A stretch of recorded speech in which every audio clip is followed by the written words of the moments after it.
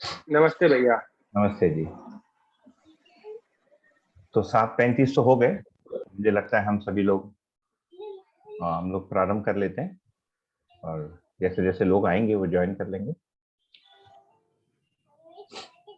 तो इस ऑनलाइन एक तो ये रिक्वेस्ट है कि जितने भी लोग अभी सुन रहे हैं कृपया अपने उसको म्यूट कर लेंगे, बैकग्राउंड में कोई आवाज या ध्वनि ना आए।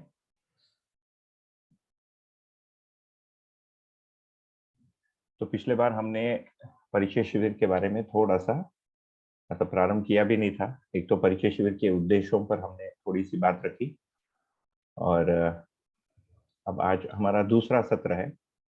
इस अभी चर्चा कहना थोड़ा कठिन है हम एक दूसरे को देख नहीं पा रहे हैं, आमने सामने नहीं है, फिर भी इसको चर्चा ही बोलेंगे। इसको आगे बढ़ाते हैं। तो पिछले बार हमने देखा कि हमारी उपलब्धियां और ध्येय, आगे का गोल क्या है।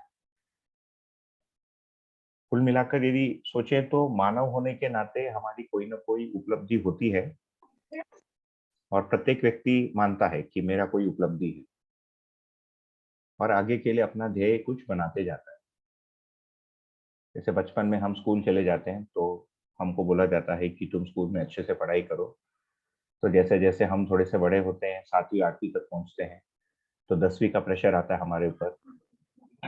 हमको बोला जाता है, जैसे मुझे बोला गया कि यदि तुम 10वीं में ठीक से नहीं पढ़ोगे और अच्छे नंबर नहीं आएंगे तो जिंदगी भर भूखे रह जाओगे, क्योंकि हमारे पास कोई बिजनेस नहीं है, कोई व्यवसाय नहीं है, कोई धन नहीं है, कोई पारिवारिक संपत्ति नहीं है, मध्यम वर्गीय परिवार है। तो फिर हम पढ़ाई करते हैं, जैसे तैसे जो बनता है, 11वीं 12वीं कहीं पहुंच जाते हैं।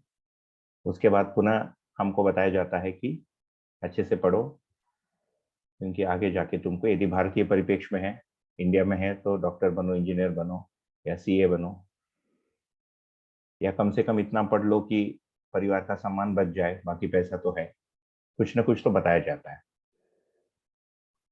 तो ऐसा कोई मानव मिलना कठिन है जो ये कहे कि मेरी आज तक कोई भी उपलब्धि नहीं है। बहुत ही छोटा वर्ग है जो ऐसे जीता है कि उसको उपलब्धि से कोई मतलब नहीं और वो केवल बॉडी को या शरीर को बना के रखने और अगले दिन की रोटी तक कमाने तक ही रह जाता है। एक वर्ग है धरती पर, ऐसा नहीं कहना चाहिए कि नहीं है, परंतु ये चर्चा हम उस वर्ग के साथ अभी नहीं करते।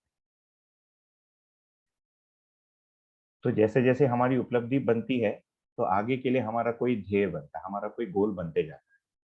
कई बार इस ध्येय या गोल को हम स्वयं तय करते हैं।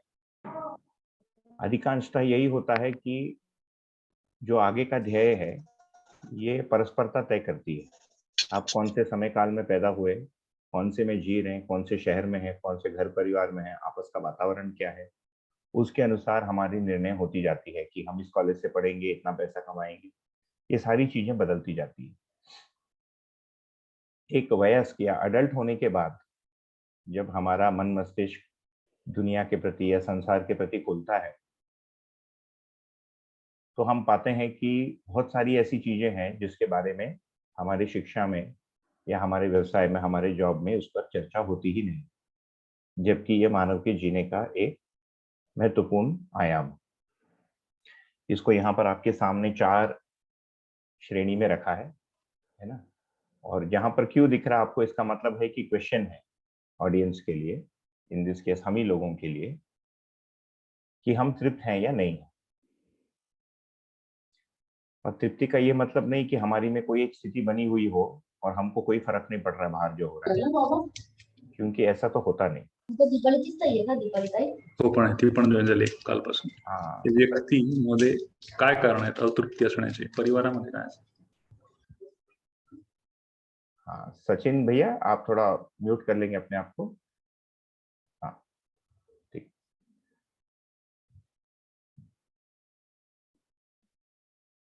ये भी अजीब सा चर्चा है, सबको बोलते रहना पड़ता है म्यूट हो जाए, बोलो मत, जबकि लाइव परिचय शिविर में सबको बोलने के लिए अवसर और प्रोत्साहन दिया जाता है। इस टेक्नोलॉजी की सीमा है ये भी।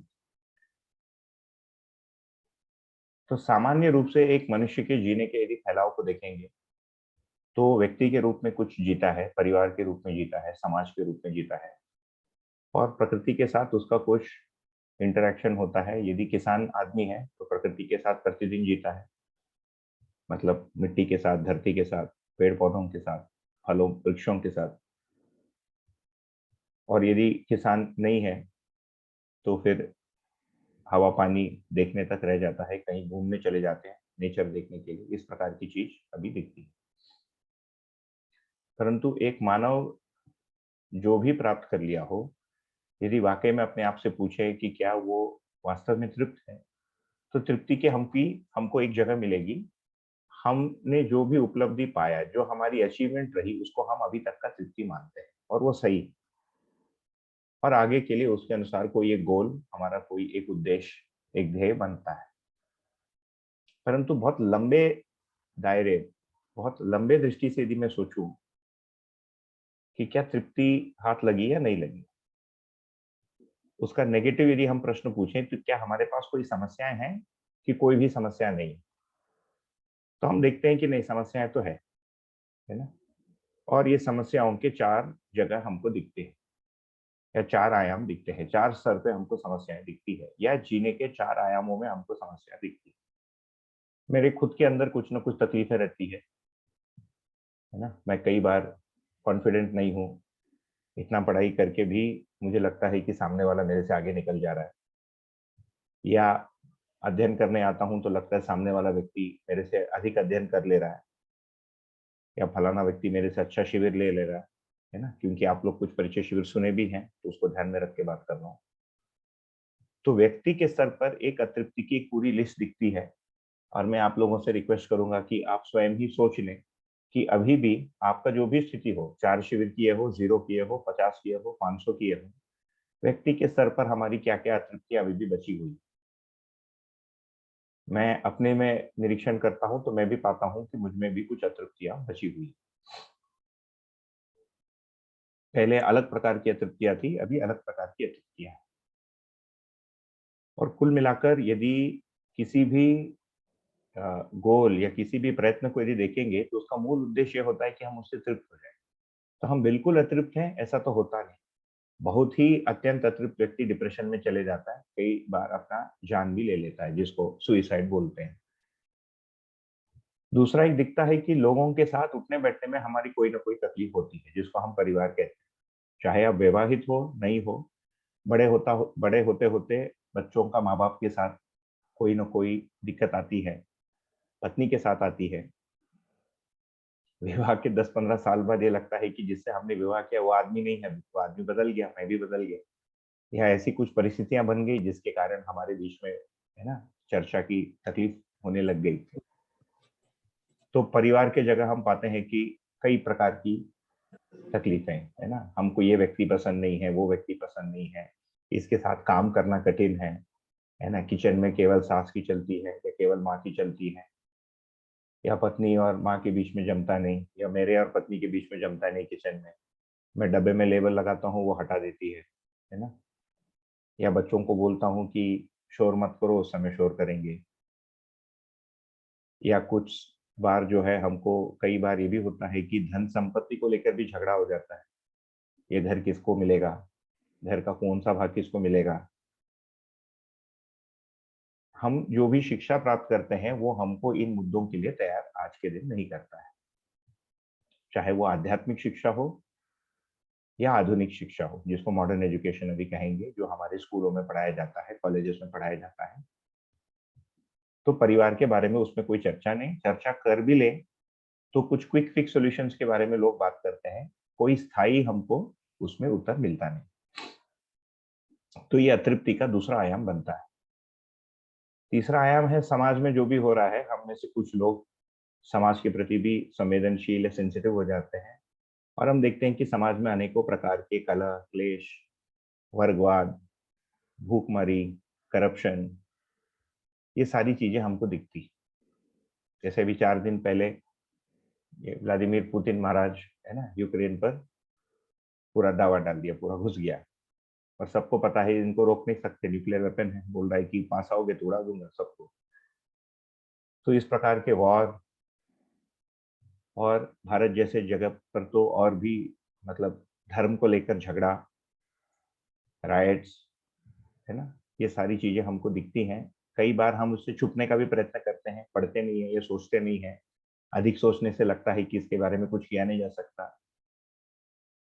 जिन लोगों को व्यक्तिगत और पारिवारिक उतनी जिम्मेदारी नहीं लगती है, या व्यक्तिगत अपना कोई, जिसको सांसारिक उद्देश्य पैसा कमाना, घर बनाना, कुत्ता रखना, है ना। आज के दिन बहुत लोग कुत्ते रखने लग गए शहरों में। पुणे में मैं देखता हूँ हर जगह पेट क्लिनिक भी खुल गया है और कुत्ता भी रख लिया लोगों ने। अच्छी बात है, कुछ लोग बिल्ली भी रखते हैं वैसे। तो कुछ लोग इसमें से यहाँ पहुंच जाता है कि मैं फिर समाज के लिए कुछ करूंगा। तो ये घर और अपना जो पर्सनल जो उद्देश्य है, ये जो व्यक्ति में जो दिख रहा है, और जो पारिवारिक जो है ना, इसको छोड़ के फिर हम समाज के लिए कुछ करने चले जाते हैं, एक्टिविस्ट बनते हैं, एनजीओ जैसे कुछ करते हैं, शिक्षा में काम करते हैं, है ना, पीस मीटिंग बुलाते हैं, कुछ कुछ प्रयत्न चलता है। कुछ लोग इसको करते हैं, कुछ लोग प्रकृति को बचाने में लग जाते हैं। आज के दिन तो बहुत सारा हो रहा है एनवायरमेंटलिज्म, क्योंकि प्राकृतिक जगह पर मनुष्य तो अतृप्त है ही। एंड इंटरेस्टिंग चीज ये है कि भौतिक सुविधाएं बड़ी है तो फिजिकल कंफर्ट बड़ा है, परंतु परिवार की स्थिति उतनी बड़ी है या नहीं है, ये कहना बड़ा कठिन। जो पुराने टाइप के लोग हैं, जैसे हमारे बाप दादा परदादा, बोलते यार तुम लोग, तुम्हारी जिंदगी अधिक मतलब सुविधाजनक तो हो गई, इजी हो गया है ना। गर्मी लगने से एसी लगा देते हो, बटन दबाने से घर पे खाना आ जाता है, सब आ जाता है, अच्छी बातें हैं। फोन आ गया, गाड़ी आ गई, परंतु पारिवारिक संबंध वैसा नहीं रहा जैसे पहले था। अब ये भी एक प्रश्न है कि पहले अच्छा था या नहीं था, परंतु इसमें समस्या दिखती है, और कई बार ऐसे भी लगता है कि ये बढ़ रहा है पारिवारिक समस्या, क्योंकि हमारे अंदर ही अंदर इतना सारा इंफॉर्मेशन और इतनी सारी गोल्स आ गई कि हमको परिवार की जगह अभी समझ नहीं आता है कि क्या करें। और समाज में कुछ सुधार तो हुआ ही है, जैसे यूनाइटेड नेशन का एक कंसेप्ट आया। अब पुतिन ने यूक्रेन पर दावा बोल दिया तो कहते हैं after world war 2 this is the first major attack. So that's a big thing. World war 2 was a long time ago, है ना। 75 वर्ष हो गए वर्ल्ड वॉर 2 को, या 70। एंड वर्ल्ड वॉर 2 के बाद जो पीस हुआ यूरोप में, जैसे it is the longest period of peace in the history of Europe. 70 वर्ष। वो तब हो पाया जब उसके लिए 60 लाख लोगों को मरना पड़ा। 60 lakh people died, just juice. बाकी तो वर्ल्ड वॉर 2 की काउंट बहुत अधिक होगी, शायद 1 करोड़ या 1.5 करोड़ लोग मरे होंगे। उसके बाद शांति हुई।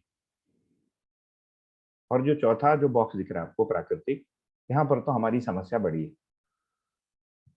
क्योंकि हमारी जो एनर्जी की जो रिक्वायरमेंट है, आवश्यकता है, ऊर्जा की आवश्यकता, हम जो चीजों को उपयोग करते हैं, प्लास्टिक्स, अन्य बहुत सारी चीजें, इससे प्रकृति में प्रदूषण भी बढ़ रहा है। और जो भी हम गैसेस छोड़ रहे हैं, उससे ग्रीन हाउस गैसेस जिसको कहते हैं, उससे ग्लोबल एमिशन बढ़ना, और उसके साथ ग्लोबल वार्मिंग होना। जैसे आज 28 फरवरी है, पुणे में हमारे घर में पंखा चल रहा है, पहले नहीं चलता था। मेरे पिताजी बोलते हैं 1970s में वो पुणे आए थे गवर्नमेंट जॉब में, 72 में। एंड उस समय सरकार महीने के सैलरी से 13 रुपए वापस लेती थी, क्योंकि तुम्हारा बिजली का बिल कम आएगा, क्योंकि Pune was called a fanless city. Pune में पंखा नहीं होता था किसी भी घर में। So government could take back electricity bill equal to the usages of a fan, है ना। आज वो कल्पना करना कठिन है। तो ये बहुत क्लियरली दिख रहा है कि प्राकृतिक विपदा बढ़ रहा है। तो इस जगह यदि हम देखें तो कोई भी आदमी इससे छुप नहीं सकता, है ना। वो हम सभी को समान रूप से इम्पैक्ट करता है। समाज में जो तकलीफें हैं, जब तक हमारे घर दरवाजे तक नहीं पहुंचता तब तक शांति है, कभी पहुंच गया तो वहां पर भी तकलीफ। पारिवारिक दिक्कत तो जैसे ही मैं कमरे का दरवाजा खोलता हूं तो परिवार सामने खड़ा रहता है, और डिसाइड करना पड़ता है कि इसके साथ मैं क्या करूं अभी, है ना। भाई ऐसा सोच रहा है, बहन ऐसा सोच रही है, पत्नी ऐसा सोच रही है। तो इस फ्रेम में यदि हम देखें तो हम देखते हैं कि अचीवमेंट के जगह क्या हमारे पास इन सारे जीने के जगहों पर क्लैरिटी या स्पष्टता बनी है कि नहीं। क्या हमारी शिक्षा इन सारे जगहों पर स्पष्टता के बारे में बात कर रही है कि नहीं। कि केवल एक पे बात कर रही है कि शिक्षा कर भी क्या रही है। पढ़ना लिखना पढ़ा सिखा दिया, या ना कुछ स्किल सिखा दिए, ज्योग्राफी सिखा दिया, साइंस सिखा दिया, यदि ठीक से सिखा पाए तो वो भी एक क्वेश्चन मार्क है कि अभी जैसे सिखाते हैं वो ठीक से सिखाना है या नहीं है। परंतु एक आदमी फाइनली जीता है ना, क्योंकि पैदा होता है, जीता है, मरता है। ये बेसिक ह्यूमन बीइंग का स्पैन, इसके बीच में है सब, शिक्षा, स्टॉक मार्केट, पैसा, गाड़ी घोड़ा, बंदूक। तो फाइनली इस लंबे स्पैन में यदि देखें तो हम देखते हैं कि हमारे पास इसके लिए उत्तर कम। पारंपरिक दृष्टि से लोगों ने उत्तर देने का प्रयत्न किया है इसके लिए, जैसे आध्यात्मवादी परंपराओं में कहा कि ये सब मोह माया है। एक विधि तो इससे बच के रहना, या ऐसा रहो जैसे कमल का पत्ता पानी में रहता है ना, पानी में रहते हुए भी पानी उसको छूता नहीं, उसे कंटेमिनेट नहीं होता है। सुनने से तो अच्छा लगता है, ये हम भी चाहेंगे कि हम ऐसा रहे पत्ते जैसा, परंतु आदमी पत्ता तो है नहीं, है ना। सामने वाला पत्ता भी बोलता है, हम भी कुछ बोलते हैं, बोलने से तकलीफ प्रारंभ हो ही जाती है। सेल्फ हेल्प बुक्स लिखे लोगों ने, जैसे कल किसी वक्ता ने, किसी ने शेयर किया, नॉन वायलेंट कम्युनिकेशन एक वो सीख रहे हैं। बहुत लोगों ने अच्छे उसमें प्रयास किए, है ना। एक अमेरिकन रिसर्चर है, उन्होंने उसको डेवलप किया, उसका नाम भूल रहा हूँ अभी। So things that work on a daily basis, परंतु एक बड़े स्केल पे यदि हम देखेंगे तो हमारे पास अभी भी ठीक से उत्तर नहीं। वैज्ञानिक विधि, जिसको मॉडर्न साइंस कहेंगे, या old science, physics, chemistry, biology, उसके 3 बेसिक ब्रांचेस हैं, ने प्रकृति का अध्ययन किया, जो अंतिम बॉक्स है ना। प्रकृति कैसा है, कैसे काम करता है, लोहा कैसे काम करता है, फिर लोहा उड़ेगा कैसे, एरोनॉटिक्स आ गया, है ना। पहले लोहे को बेंड किया, घर बनाया, फिर लोहे में बैठ के उड़ गए, एरोनॉटिक्स तक पहुंच गए। फिर सिलिकॉन को रखा, उसमें इलेक्ट्रॉनिक चीजें बना दी, उसमें सिग्नल प्रोसेसिंग कर दी, है ना, एक प्रोटोकॉल डेवलप कर दिया, डेटा आगे पीछे जा रहा है। आज के दिन हम जूम पे बात कर रहे हैं। ऐसे ही पेड़ पौधों में हमने हाइब्रिड वेराइटीज बना दी, है ना, हाइब्रिड वीट बना दी। तो जो पहले 2 पैदा होता था, आज 5 या 6 पैदा होता है, तो सबको खाने को मिला। तो इन सारे जगहों पर प्रगति जैसे दिखता है, हुआ भी है। और वैसे ही एक, है ना, भालू की जिंदगी को स्टडी किया है, study the life of a bear, of a cow, of a lion. उसकी लाइफ साइकिल क्या है, इस पर 50 डॉक्यूमेंट्री मिल जाती है। Medical science is improve, human body कैसे काम करती है, सभी चीजों पे काम किया है। तो कुछ प्रगति हुई है, but the larger picture is still unclear, है ना। तो इस परिचय शिविर में हम ये प्रयत्न करेंगे देखने के लिए कि क्या हम इस लार्जर पिक्चर को देख सकते हैं कि नहीं, क्या इसको एक सिस्टमैटिक ढंग से समझा जा सकता है या नहीं, क्या ये केवल एक थियोरी के रूप में होगा, या क्या मैं उसको समझ के कि इससे मेरे अंदर की तृप्ति में कोई अंतर पड़ेगा, क्या मेरे रोजमर्रा के जीवन में क्या कुछ फर्क पड़ेगा, क्या मेरे परिवार में कुछ फर्क पड़ेगा, क्या इससे कुछ समाज की कोई स्वरूप उभर के आएगी, जो आज नहीं तो कल कम से कम हमको पता तो चलेगा कि समाज को जाना कहाँ है ना। Where do human beings want to go, हम जाना कहाँ चाहते हैं, व्हाट इज द डेस्टिनेशन, ये हमको क्लियर है या नहीं है। मोटे रूप में देखें तो यूनाइटेड नेशंस चाहते हैं, पीसफुल सोसाइटी चाहते हैं, पीसफुल को एग्जिस्टेंस विद नेचर चाहते हैं, परंतु वहां जाएंगे कैसे, है ना। और सभी लोग अलग अलग धर्म के हैं, अलग अलग सोचते हैं। Vladimir Putin is totally unpredictable, Donald Trump is totally unpredictable, है ना, Xi Jinping is totally unpredictable, Indian elections are totally unpredictable, तो वहां जाएंगे कैसे। ये सारे मुद्दे हमारे सामने आके खड़े हो जाते हैं। ठीक, तो मोटा मोटी ये शिविर का जो स्कोप है, परिचय शिविर इन चीजों को आपको इंट्रोड्यूस करेगा, और इसके लिए संभावित जो समाधान है, ये सॉल्यूशंस है, इसको सामने रखेगा। तो ये जो ऊपर का चित्र है, इसी को नीचे फैलाया हुआ है, काफी फेमस या कॉमन परिचय शिविर का चित्र है। जो ऊपर रो में लिखा था, इसको एक इसमें लिख दिया है ना। तो ये जो प्रकृति है, यहाँ जो हमने प्रकृति लिखा था, इसको हमने खोल दिया। ठीक, तो पदार्थ जहाँ लिखा है ऊपर, इसका मतलब है मिट्टी, पत्थर, धरती। प्राण मतलब पेड़ पौधे, है ना, रोजेस, फिर आम का पेड़, ये सब इसमें आ जाता है। जीव, एनिमल्स एंड ह्यूमंस, ये पूरा मिलके नेचर, है ना। इस नेचर वाले चित्र को देखें तो फिर ये भी प्रश्न आता है कि इसको बनाया किसने। इसके लिए भी बहुत सारी थियरीज हैं, बहुत सारी पुस्तकें हैं जिसमें लिखा है कि किसने बनाया, कैसे बनाया, सबका अलग अलग मत है। आधुनिक विज्ञान के अनुसार अपने आप बना, ब्लैक होल से निकला, बिग बैंग बना, बिग बैंग से ये सब बनते जा रहा है, वो भी ठीक है। और नीचे यदि देखेंगे तो हमने परिवार, यहाँ जो परिवार था इसको यहाँ डाल दिया है, समाज को यहाँ डाल दिया, और एक लिख दिया मानवकृत व्यवस्था, है ना, ह्यूमन मेड सिस्टम्स। जैसे हमारी वॉर की एक मशीनरी है ना, इकोनॉमिक्स की एक मशीनरी है, बैंकिंग का एक सिस्टम है, ट्रांसपोर्टेशन का एक सिस्टम है। तो ह्यूमन बींग्स इन सिस्टम्स के साथ है। हम एनिमल्स को देखें तो एनिमल्स में इस प्रकार की कॉम्प्लेक्स से एडवांस सिस्टम्स नहीं। एनिमल्स के लिए अलग से स्कूल नहीं है, शिक्षा की आवश्यकता नहीं है। They don't need a banking system, they don't need technology, they don't use screw drivers. ये सारा हमको दिखता है। कुल मिलाकर जो समस्या है उसको यदि हम देखें तो ये समस्या कहाँ पर है ना, ये भी हमको समझ लेना चाहिए। तो उसके लिए एक सामान्य रूप से हम लोग रखते हैं, जैसे पेड़ पौधों को देखा जो ऊपर है पदार्थ या पत्थर, है ना। ये जो पदार्थ जहाँ लिखा है, पत्थर अपने में बना हुआ है, धरती अपने में बना हुआ है, उसमें नदी नाले बने हुए हैं, ओशंस बने हुए हैं, ओशंस के करंट्स बने हुए हैं, पानी का फ्लो कहाँ से कहाँ जाएगा, फिर पानी कैसे इवेपोरेट होता है, ऊपर जाता है, किसी एक पर्टिकुलर सीजन में नीचे आता है ना। कार्बन की अनुपात, कितना कार्बन होगा, कितना ऑक्सीजन होगा, कितना लोहा होगा, कितना सोना चांदी होगा, ये सारा धरती पर फिक्स्ड है। और ये मानव ने नहीं किया, किसने किया इसको छोड़ देते हैं अभी, परंतु हमने तो नहीं किया। We didn't make gold and silver, है ना, वी आर माइनिंग इट।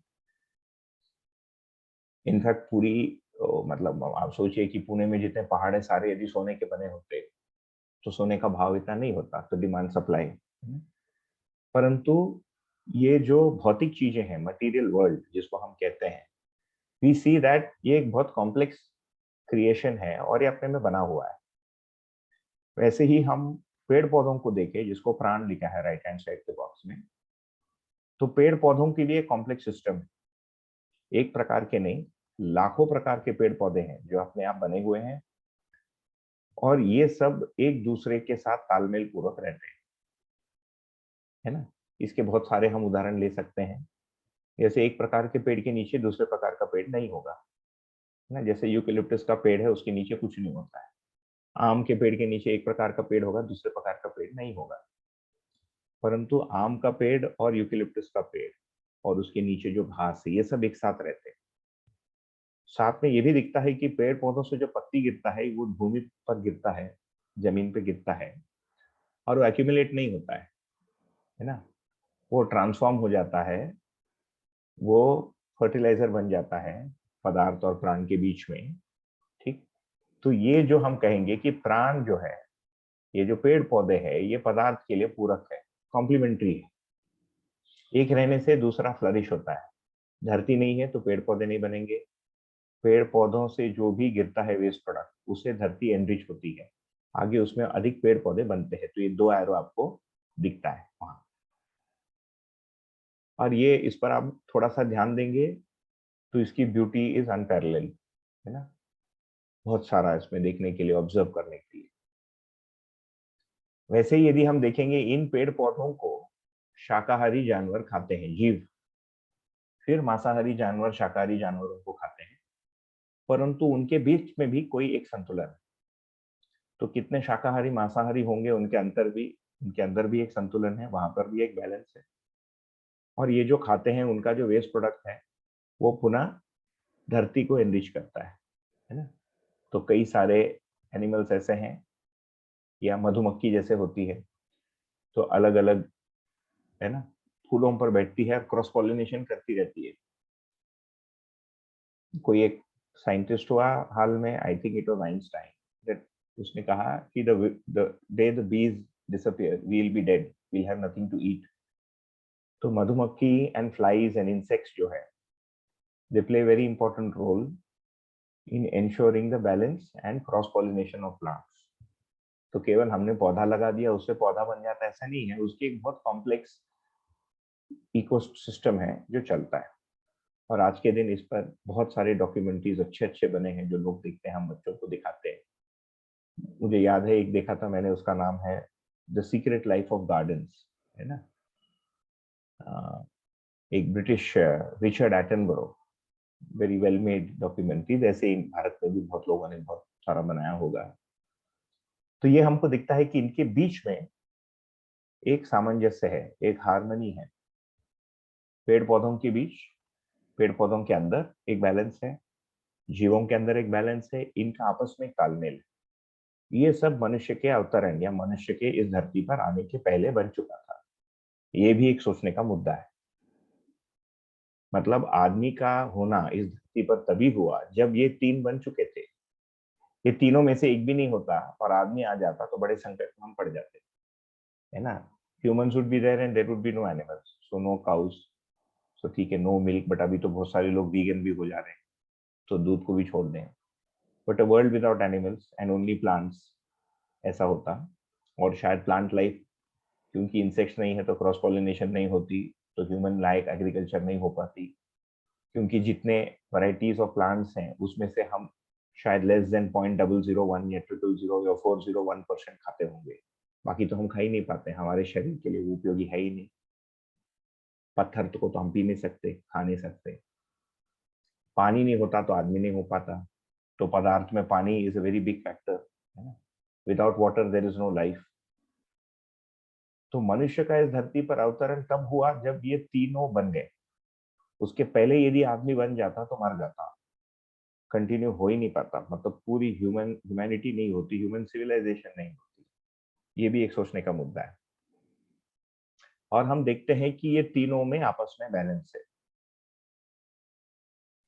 है ना। दुनिया को यदि 1000 वर्ष पहले यदि हम सोचें, there was no pollution, and 150 वर्ष या 100 वर्ष पहले तक every farmer was an organic farmer. अलग से ऑर्गेनिक खरीदने की आवश्यकता नहीं थी, हर चीज ऑर्गेनिक ही था, क्योंकि साइंस डेवलप या technology develop, fertiliser and pesticide थे ही नहीं, जिसको हम ऑर्गेनिक बोलते हैं। हालांकि ऑर्गेनिक एक वेरी बहुत लूज टर्म है, केमिकल डालने के बाद भी प्लांट तो ऑर्गेनिक ही होता है, इनऑर्गेनिक कुछ प्लांट होता नहीं है ना, इनऑर्गेनिक कंपाउंड तो है नहीं प्लांट। परंतु ये दिखता है कि मनुष्य का इन पर एक डिपेंडेंसी है, और ये नहीं होते तो मनुष्य हो ही नहीं सकता। अभी यदि हम ये क्वेश्चन उठाए कि इनके होने से आदमी बना, अच्छा इन चार में से आदमी ही एक है जो सोचता है और जो सोच के डिसीजन लेता है, बाकी सब सोचते नहीं है ना। उसके पास फ्री विल है, इमेजिनेशन, इन सभी को समझता है वो। पौधा हमको नहीं समझता, हम पौधे को समझते हैं। बिल्ली, अब कुछ लोग आर्ग्यू करेंगे कि मेरा कुत्ता मुझे समझता है, परंतु वो आपका पेट है, आप उसके पेट नहीं बने, so you are still its master, है ना। You don't see a dog who has a human being as a pet, and there are no shops to feed, है ना, पेट शॉप है। तो मनुष्य जीवों को समझता है, उसको नियंत्रित करता है, उसको रेगुलेट करता है। When you are keeping an animal as a pet, आपने उसको रेगुलेट कर दी, आपको उसको ट्रेन कर दी।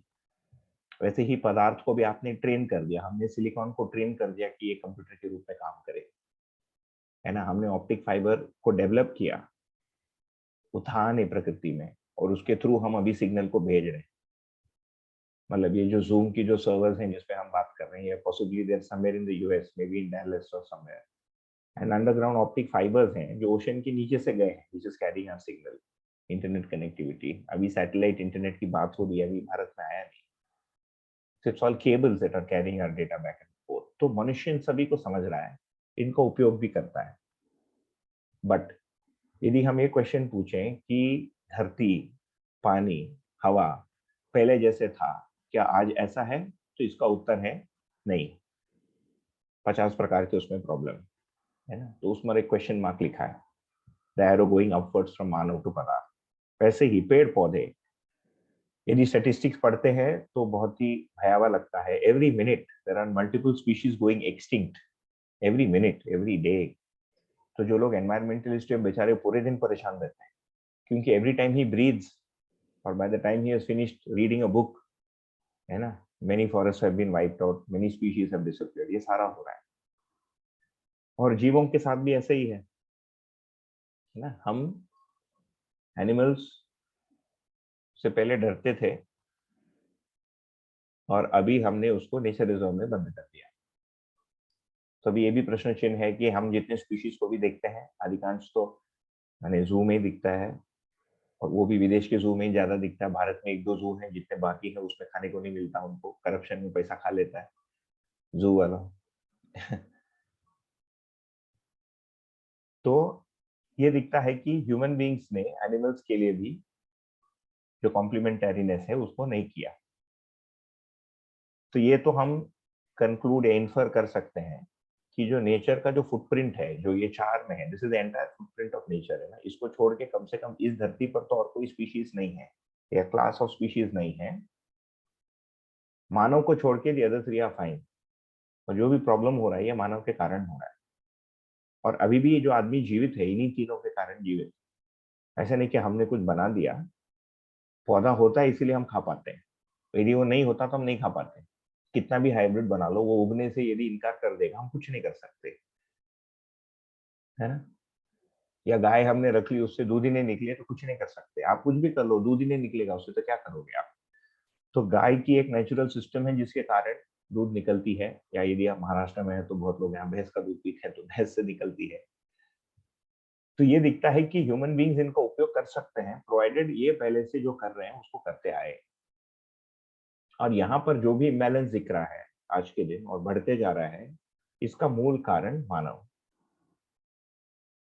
फिर मनुष्य की अपनी एक जिंदगी है, अपना एक जीवन है। ये ऊपर को यदि हम प्रकृति या नेचर बोलेंगे, मनुष्य की अपनी एक जिंदगी है, एक जीवन है, जो नीचे के ब्लॉक में दिखा है। एक आदमी एक इंडिविजुअल के रूप में दिखता है। And today we are 700 crore of us, है ना। 700 करोड़ लोग हैं, अधिक हो गए होंगे 720 करोड़। हर मिनट में बच्चा हजारों या शायद लाखों पैदा होता होगा, लाखों लोग मरते भी हैं हर सेकंड। लोग पैदा भी हो रहे हैं, मर भी रहे हैं। और हम परिवार के जगह पर भी जीते हैं। समाज के साथ हमारी कोई इंटरेक्शन है, चाहे आप समाज के बारे में सोचो नहीं सोचो, समाज में जो होता है वो आपको प्रभावित करता है। यदि पुतिन ने यूक्रेन को अटैक किया तो गैस और पेट्रोल की प्राइस बढ़ेगी, उससे आपका बैंक बैलेंस घटेगा क्योंकि इन्फ्लेशन बढ़ेगा। तो इसके लिए आपको अधिक काम करना पड़ेगा, या यदि आप किसान हैं तो आपको अधिक पैदा करना पड़ेगा। और मानवकृत व्यवस्था भी। तो यहाँ पर हम देखते हैं कि क्या हुआ है अभी तक। समाज पहले भी थी, है ना, राजा के युग में भी थी। उसके पहले गांव कबीला युग था, है ना, गांव थे, उस समय भी था। उस समय की मानव सिस्टम्स और छोटी थी, लोकलाइज थी, गांव के स्तर पे था। उसके पहले ट्राइब्स का सिस्टम था, एक ट्राइब दूसरे को काटता था, मारता था। उससे भी बहुत पहले एक आदमी दूसरे आदमी को खाता था, है ना।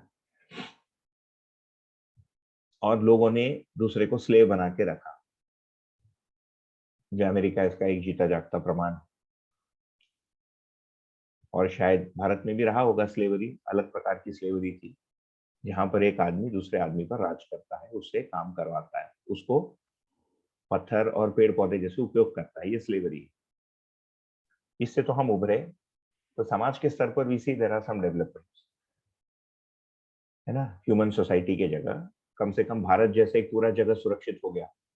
सो we are at least most of India you can travel without fear, without a visa, without the fear of being jailed और किल्ड।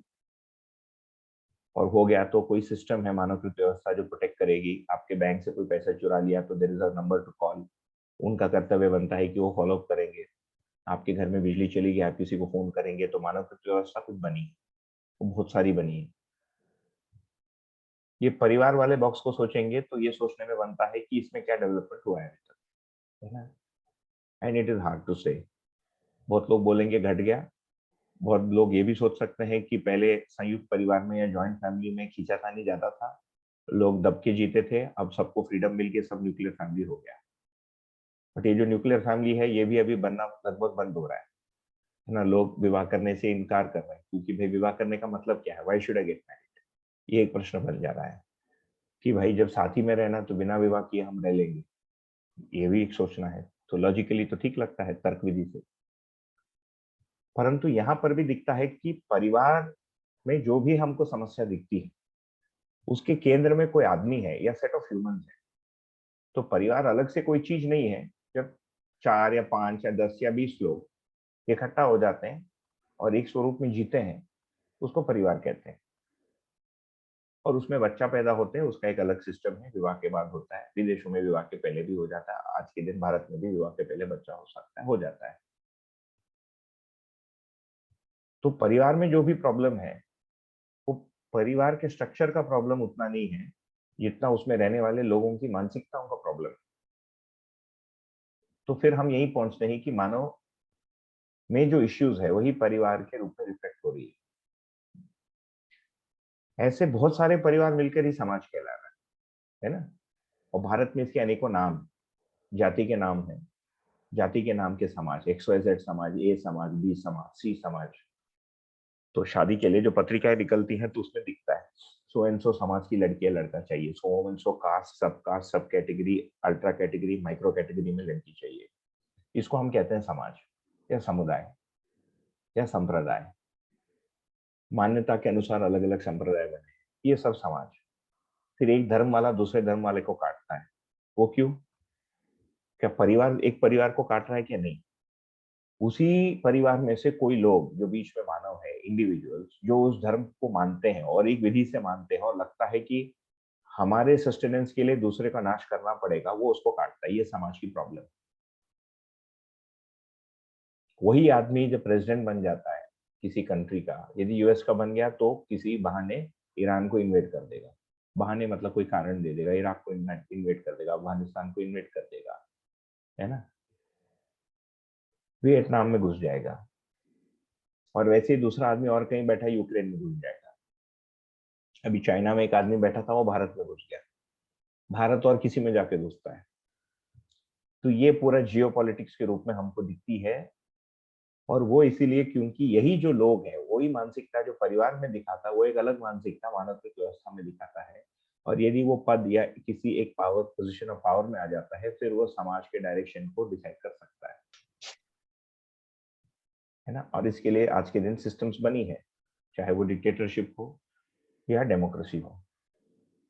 तो कुल मिलाकर हमको दिखता है कि परिवार की जगह पर भी हम संतुष्ट हैं, ये कहना बड़ा कठिन है। There are moments of goodness, है ना। हमको ये भी नहीं, एक नेगेटिव आउटलुक भी नहीं देना चाहिए कि सारा बेकार है ना और दुनिया खड्डे में जा रही है, ऐसे भी नहीं है। There are good things in every family, इसीलिए हम उसमें बने हुए हैं। And there are things that we would like to change, if not in our family और दूसरे किसी के फैमिली में। वैसे ही समाज में there are some good things, people are helpful. जैसे बॉम्बे में बताते हैं कि मुंबई में जब फ्लड्स आया था तो 2 दिन में रिकवर कर गया बॉम्बे, है ना।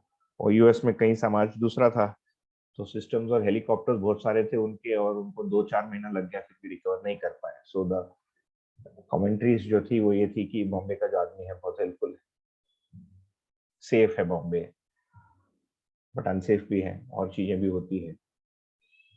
तो समाज के स्तर हमको अनेकों दिक्कतें दिखती है। इनके केंद्र में देखेंगे तो परिवार के प्रॉब्लम, समाज के प्रॉब्लम, मानवकृत व्यवस्था के प्रॉब्लम, मूल में मानव जैसा सोचता है उसमें जो सेट ऑफ इंडिविजुअल्स या पर्टिकुलर इंडिविजुअल जो इन्वॉल्व है वो जैसा सोचता है, जो कर रहा है, that is the basic issue, है ना। जैसे आज के दिन भी करप्शन होता है in spite of anti corruption laws. तो मानव व्यवस्था में एंटी करप्शन लॉ बहुत सारी बनी है, दंड भी बहुत सारा बना है। देखिए कल पेपर में आया था, नासिक में जो प्रिंटिंग प्रेस है जिसको मिंट बोलते हैं, उसका एक स्टाफर जो शायद 28 या 30 या 32 वर्षों से वहां काम करता है, उसके लॉकर में 20 रुपए के 2 कॉइन पाए गए, है ना। 20 रुपए का कॉइन मिलता नहीं, रेयर आइटम था, कभी निकाल के रख लिया होगा उसने। और उसको अभी 7 साल की सजा होने वाली है 40 रुपए चुराने के लिए। सबको पता है गवर्नमेंट सर्विस में कि एनी काइंड ऑफ चीटिंग और थेफ्ट, चाहे 1 रुपए का हो, 1000 रुपए का हो, क्वांटम ऑफ पनिशमेंट तो होगा। एंड सारी बेनिफिट्स उसकी, 40 रुपए के लिए बेचारे का सारा पेंशन गया, सब गया, 7 साल जेल में रहेगा। तो ये जेल सिस्टम को हम मानते हैं कि ये फियर से आदमी को सही बनाएगा। हो सकता है कुछ लोगों के लिए वो काम करे, बहुत लोगों के लिए नहीं काम करता है। इसका मतलब है कि आदमी जैसा सोचता है, जब गलती करता है तो क्या सोच के गलती करता है, जब वॉर करता है क्या सोच के वॉर करता है, जब घर परिवार में टूटन करता है तो क्या सोच के करता है। ये है मेन इश्यू, है ना। तो ह्यूमन लाइफ या ह्यूमन लिविंग में जो बॉटम बॉक्स है, इसको भी यदि हम ट्रेस करेंगे, then the problem is this individual person. ये जो कलेक्शन ऑफ इंडिविजुअल पर्सन मिलकर ही ये सारी प्रॉब्लम्स क्रिएट करते हैं। तो कुल मिलाकर हम यहाँ आते हैं कि जो भी हमारी अतृप्ति की स्थिति है, हम इंडिविजुअल अपने आप को यदि बीच में प्लेस करेंगे, so I am at the centre of this universe, है ना। तो इसमें मैं ऊपर भी तकलीफ दे रहा हूँ, नीचे भी तकलीफ दे रहा हूँ, अपस्ट्रीम भी प्रॉब्लम है, डाउनस्ट्रीम भी प्रॉब्लम है, और ये मेरी अतृप्ति का कारण है। मैंने पैसे कमा लिए तो परिवार में प्रॉब्लम, परिवार ने पैसे कमा लिए, बगल वाले परिवार का प्रॉब्लम, वो सब भी हो गया। शादी के बाद लड़की को जान दिया, वहां से प्रॉब्लम, उसका नहीं हुआ, लड़की का बेटा उससे पैसा मांगता है, वो एक प्रॉब्लम। तो यहाँ पर प्रॉब्लम डाउनस्ट्रीम आती है। And we have enough examples, है ना, हमारे ही देश में वन ऑफ द बिगेस्ट जो इंडस्ट्रियल हाउसेस है, उसके दोनों भाई लड़के पिताजी के जाने के बाद झगड़ते कोर्ट पहुंच गए थे, है ना। तो केवल जो दुनिया में जिसको हम अभी मानते हैं सक्सेस, जो है अच्छा सक्सेस है, परंतु वो बाई सेल्फ सफिशिएंट नहीं हो रहा है। और ये भर होने से समाज में जो प्रॉब्लम है उससे हमको तकलीफ नहीं होता, ऐसा नहीं। इलेक्शन टाइम में हर भारतीय खड़ा हो जाता है, अपने धर्म, अपने कास्ट, अपने फेवरेट पार्टी, अपने उद्देश्य के अनुसार वो विश करता है कि ये पावर में आए, ये पावर में नहीं आए। तो इस निष्कर्ष, इस छोटे से अभी डिस्कशन नहीं बोलना चाहिए, इसको इंग्लिश में बोलते हैं मोनोलॉग, इसलिए मैंने उसका नाम दिया लेक्चर। बिकॉज दिस अभी शायद हमारी इस टेक्नोलॉजी को यूज करने की जो मेच्योरिटी है वो भी इतनी नहीं बनी है। शायद किसी दिन 3D में बनेगा ये, and internet connectivity will be better, so everybody's face can be seen in a nice way in a 3D। May be it will be a ball, जिससे आप जूम कॉल करेंगे, है ना, तो कोई बोलेगा तो हम बॉल को घुमाएंगे तो पीछे से एक आदमी का चेहरा दिखेगा और वो हमसे बात करेगा। ऐसी कोई चीज आ जाएगी। तो इस मोनोलॉग से हम इस इन्फ्रेंस पे पहुंच सकते हैं। तो एक की अतृप्ति है मानव में, सब कुछ करने के बाद भी, अचीवमेंट एंड गोल के बाद भी अतृप्तियां मोटे रूप में इतने इस जगह पर है, और इसको फैलाए तो इतनी जगह पर है, और इस अतृप्ति का कारण मूल में मानव। तो नीचे जो इन्फ्रेंस लिखा है, मानव पर हमको काम करना है, या अपने आप को समझना है। मैं यहाँ पर पॉज करता हूँ, है ना। ये एक पेज हुआ है, पेज नंबर 12। किसी को कुछ इसमें कहना है तो, या पूछना है तो पूछ सकते हैं।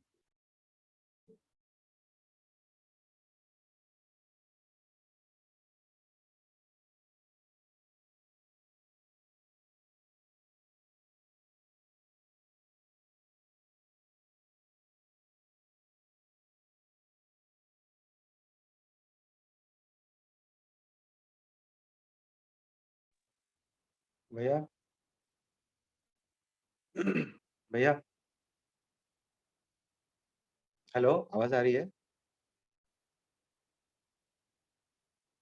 हाँ हाँ, हेलो। हाँ हाँ, आपकी आवाज आ रही है जी। ओके, मुझे यही पूछना था कि अ, जैसे आपने रशिया का एग्जांपल दिया, और ये जो हम जीवन जी रहे हैं, कुछ कुछ जीवन परमाणु और जैसे मानव शरीर यात्रा में जैसे है, पता लग जाता है, या फिर उन ग्रुप से संगठित हो जाते हैं, और उनको ये पता चलता है कि इस राह में चलना है।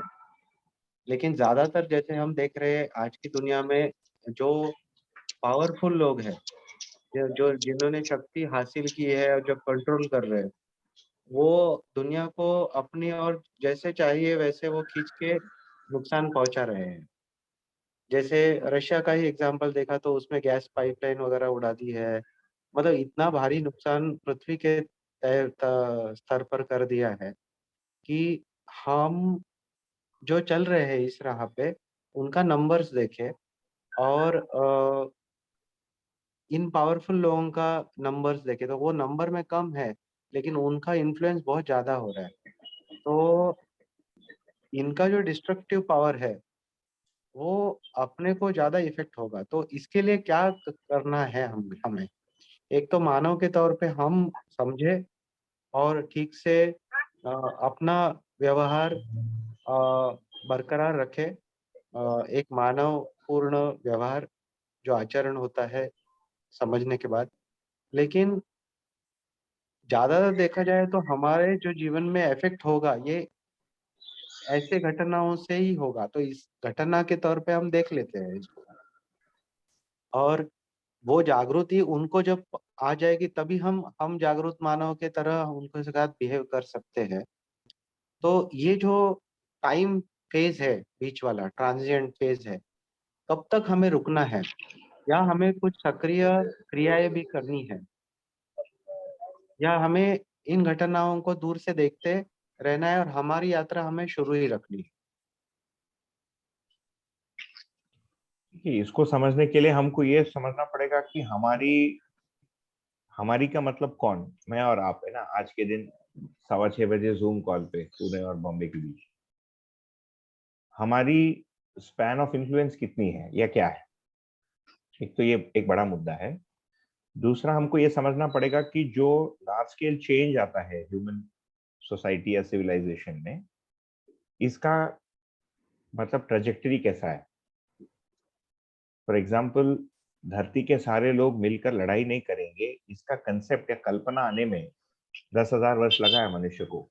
तो आज के दिन उसको यूनाइटेड नेशंस कहते हैं, और यूनाइटेड नेशंस के अंदर जाके बैठेंगे तो देखते हैं कि एक दूसरे से झगड़ा कर रहे हैं। बाहर बोर्ड पे बिल्डिंग के नाम लिखा रहता है यूनाइटेड नेशंस, और अंदर इंडिया और पाकिस्तान एक दूसरे को गाली गलौज करते रहता है।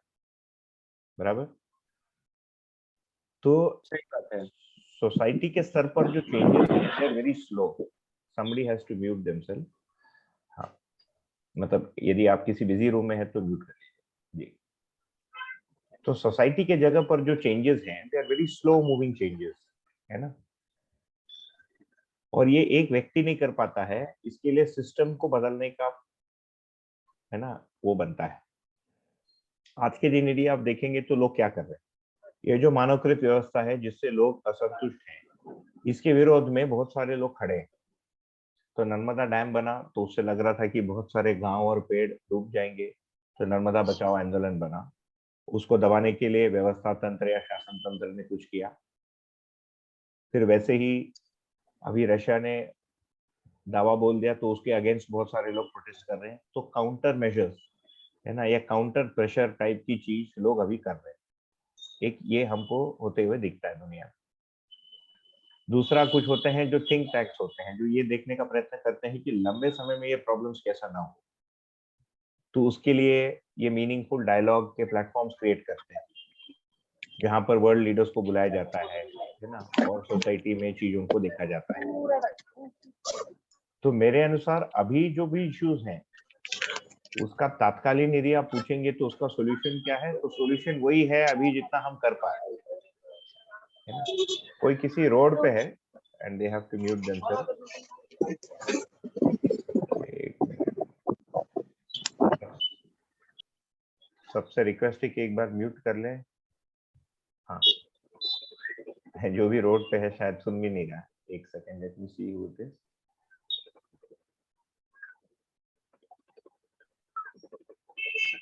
मैं 10 वर्ष जंगल में रह गया तो ट्रैफिक से, साउंड से सेंसिटिविटी बढ़ गई। एक भी हॉकिंग सुनाई देता है। ठीक है, तो इसमें यदि देखेंगे तो यदि हम पूछेंगे कि भाई आज के दिन इसके लिए क्या सॉल्यूशन है, then the solution is these systems will remain the way they are and we can only hope that people will continue to do what they are doing. हम यहाँ पर जो देखने का प्रयत्न कर रहे हैं वो ये देखने का प्रयत्न कर रहे हैं कि लॉन्ग टर्म सॉल्यूशन इसका क्या है, like the really really long term. और ये हमको इंडिविजुअल डिसीजन लेना पड़ेगा कि क्या इसको रियली रियली लॉन्ग टर्म में हम थोड़ा समझना चाहते हैं कि नहीं।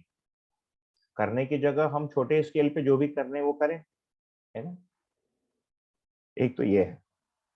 दूसरा, इसमें हम आगे जाकर देखेंगे, जब हम प्रकृति के विकास को पढ़ेंगे आगे, मतलब जिस भी दिन हम वहां तक पहुंचेंगे, यूजुअली परिचय शिविर में 7वें दिन या 6ठे दिन आता है वो, तो हम देखेंगे कि प्रकृति के एवोल्यूशन के साथ प्रकृति तो इवॉल्व हुई है ना? देखिए, एक समय में केवल पदार्थ था।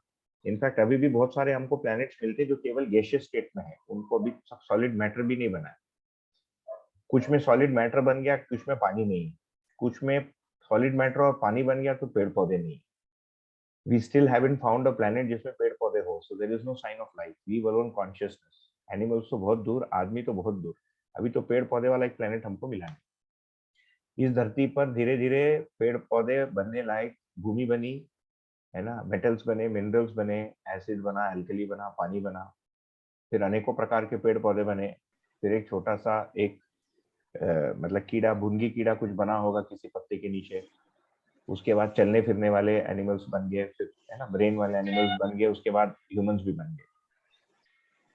ह्यूमंस की हिस्ट्री को भी देखेंगे तो केवमैन से लेकर अभी तक सोचने में, समझने में, ये सिस्टम्स, मानवकृत व्यवस्था जो आपको दिख रहा है, ये सब डेवलप होने में इट हैज टेकन 5000 इयर्स, है ना। हमारी फिलोसफीज 5000 वर्ष पुरानी है। भारत में जो मंदिर है, they trace their history back to 4000 years. उसका जो थियरी है, जो पूरे वेस्टर्न नेशंस एक दूसरे से झगड़ रहे, उसके हिस्ट्री को यदि हम देखेंगे, सो दैट्स अराउंड, है ना, what 2020 years, 2020 years after Christ. And Islam के यदि उसको देखेंगे तो लगभग जो भी 1400-1300 वर्ष हो रहा है। तो ये एक बहुत लंबी टाइम फ्रेम है जिसमें ह्यूमन बीइंग्स धीरे धीरे इवॉल्व हो रहे हैं, और इसकी गति बढ़ रही है ना। तो द इमीडिएट आंसर इज, अभी जो लोग कर रहे हैं वही करेंगे। और इसको हम कैसे समझेंगे? तो इसको हम इसी रीति से समझेंगे कि आज के दिन जैसे ग्रीन पीस एक ऑर्गेनाइजेशन है ना, जो प्रकृति के संरक्षण के लिए काम करता है या सोचता है। तो ये ग्रीन पीस नहीं था 100 वर्ष पहले। इसका मतलब कुछ लोगों में, जिसको हम प्रकृति के प्रति चेतना बोलेंगे या सेंसिटिविटी टुवर्ड्स एनवायरमेंटल इश्यूज बढ़ी, और वो लोग संगठित हुए। एक आदमी ने प्रारंभ किया ग्रीन पीस, और आज के दिन it is a force to reckon with, मतलब they are able to change some outcomes.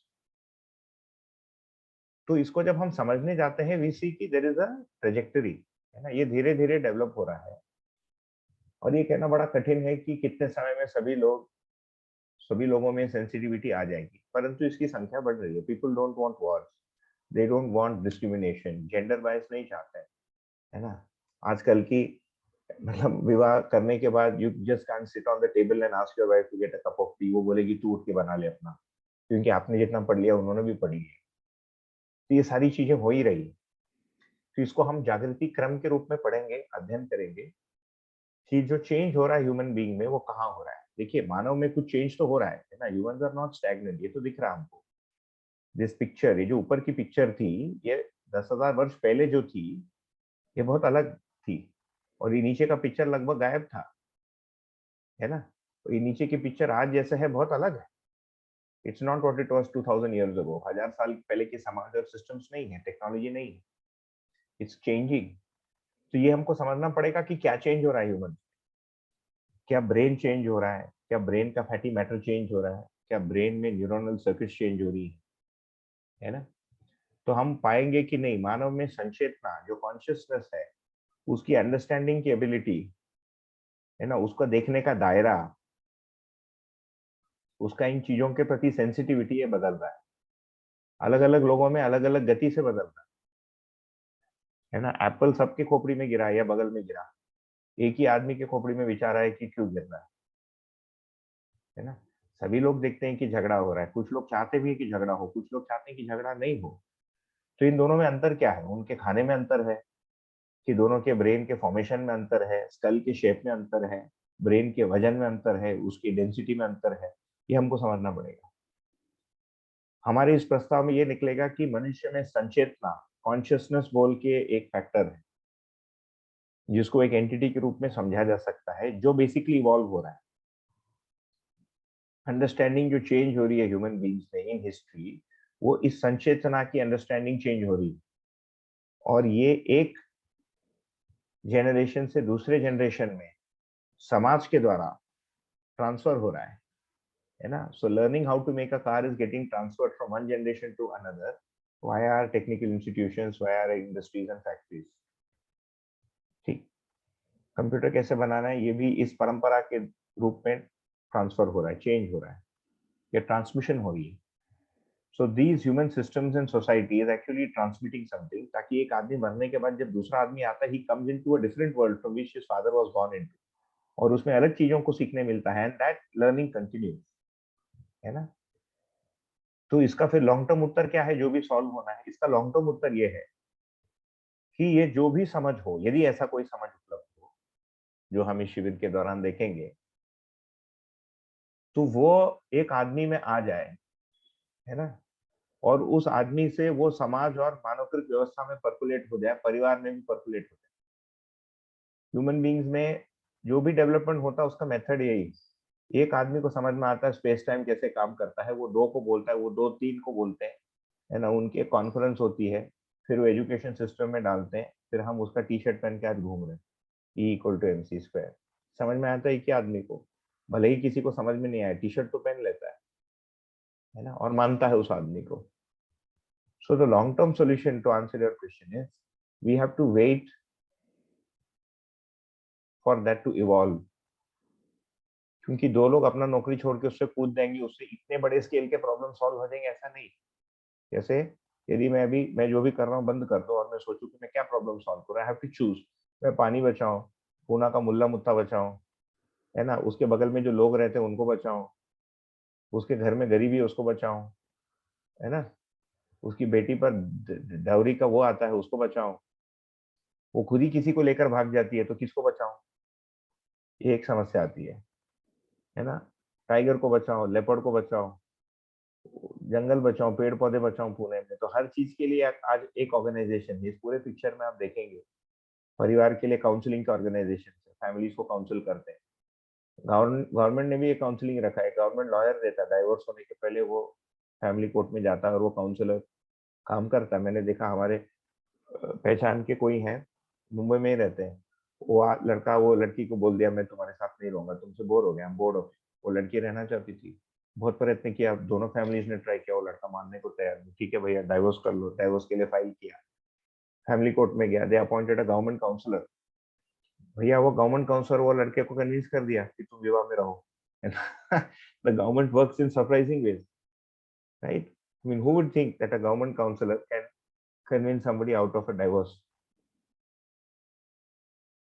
तो परिवार में चेंजेस, है ना, सिस्टम्स में चेंजेस, राइट टू इंफॉर्मेशन पर काम किया लोगों ने, राइट टू एजुकेशन पे काम किया, ये सब चल ही रहा है। If you make a list it will probably go into 500 or 1000 kinds of interventions that people are doing in these areas. The question is what is the long term answer, है ना, and whether we want a long term answer or whether we want a short term answer. यदि आप दोनों चाहते हैं तो फिर आपको ये करना पड़ेगा कि कुछ समय लॉन्ग टर्म आंसर के लिए इन्वेस्ट करना पड़ेगा, पहले इस पूरे पिक्चर को समझ के लॉन्ग टर्म आंसर को सोचें, उसके बाद आप चूज करें कि कहां पर आप इंटरवेंशन करेंगे। जैसे मैंने अपने लिए क्या इंटरवेंशन सोचा कि वे दर्शन को शिक्षा में लाने के लिए इंटरवेंशन करूं, मैं इसीलिए आपके साथ बात कर रहा हूँ। 5:30 बजे मेरा अपनी बेटी को के साथ यहाँ पहाड़ पे वॉक करने का और साइकिलिंग का टाइम है ना, तो मैं आपके साथ अभी जो बात कर रहा हूँ, इसको जो मैं रिकॉर्ड कर ले रहा हूँ, उसको डाल रहा हूँ, ये क्यों डाल रहा हूँ?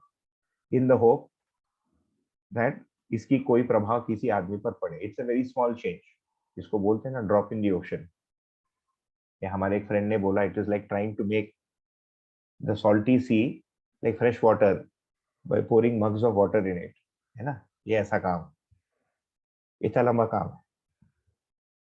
तो एजुकेशन में मैंने चूज किया, एजुकेशन में भी कुछ एरियाज ऑफ रिसर्च है, इंटरेस्ट है, कुछ पब्लिक एजुकेशन प्रोग्राम्स है, इसीलिए हमारे इतने सारे जीवन विद्या प्रबोधक जितने भी हैं, 5 या 10 या 8 अभी होंगे या 20 होंगे, भारत में घूम रहे हैं ना, यूट्यूब पे अपना वीडियो डाल रहे हैं कि भैया इसको सोचो समझो, इसका अध्ययन शिविर चल रहा है, क्योंकि इससे लॉन्ग टर्म सोल्यूशन की एक संभावना मिलती है। इसको करते हुए आप दूसरे एरियाज में भी कर सकते हो, है ना, आप प्राकृतिक इश्यूज पे काम कर सकते हो, इसके सेंस के साथ आप पॉलिसी लेवल पे काम कर सकते हो, ये सारा कर सकते हैं। बट होपफुली धीरे धीरे इसकी संख्या बढ़ेगी and people with this know how, with this knowledge और अंडरस्टैंडिंग, वो अंडरस्टैंडिंग क्या है, उसको कैसे प्राप्त करना है, वो एक लंबी कहानी है। जितना भी उनको समझ में आया, यदि वो इन पोजिशन ऑफ पावर में जाते हैं, फॉर एग्जाम्पल एक व्यक्ति इसको शिविर को सुने और वो एक स्टेट के एजुकेशन मंत्री बन गए, है ना, स्टेट मतलब सिटी है बट उसको स्टेट बोलते हैं, तो उन्होंने कोई जितना मतलब हो सकता है बीइंग इन अ गवर्नमेंट, इसके एजुकेशन में लागू कर दिया उनके स्टेट में। फिर then as things go, government में एंड पॉलिटिक्स में कुछ चलता है, कुछ चल नहीं चलता, खींचातानी होती है। तो इसको यदि हम आगे बढ़ाते हैं तो इससे लोग इन सिस्टम्स को सीड करेंगे in the long term, with this long term view. और ये जो भी बिट्स एंड पीसेस में लोग काम कर रहे हैं, कोई शिक्षा पे काम कर रहे हैं, कोई फिजिक्स को अच्छा, साइंस फॉर ऑल। मेरा एक क्या है, हमारे फैमिली फ्रेंड का लड़का है, वो मैंने साइंस एजुकेशन को सबके सामने ले जाने के लिए प्रयत्न कर रहा है ना। बट यू विल आर्ग्यू कि साइंस करने से, टेक्नोलॉजी करने से ही ऊपर की प्रॉब्लम पूरी खड़ी हो गई है ना। Had it not been for science, कम से कम हवा पानी तो ठीक होता। हो सकता है खाने को कम मिले और मोटरसाइकिल नहीं होती, बट कम से कम हवा पानी तो ठीक होता। कुछ लोग ह्यूमन एजुकेशन के लिए काम कर रहे हैं, है ना। रोट लर्निंग निकल जाए एजुकेशन में, फियर एंड पनिशमेंट, है ना, भय और प्रलोभन निकल जाए, फियर एंड एंटाइसमेंट निकल जाए।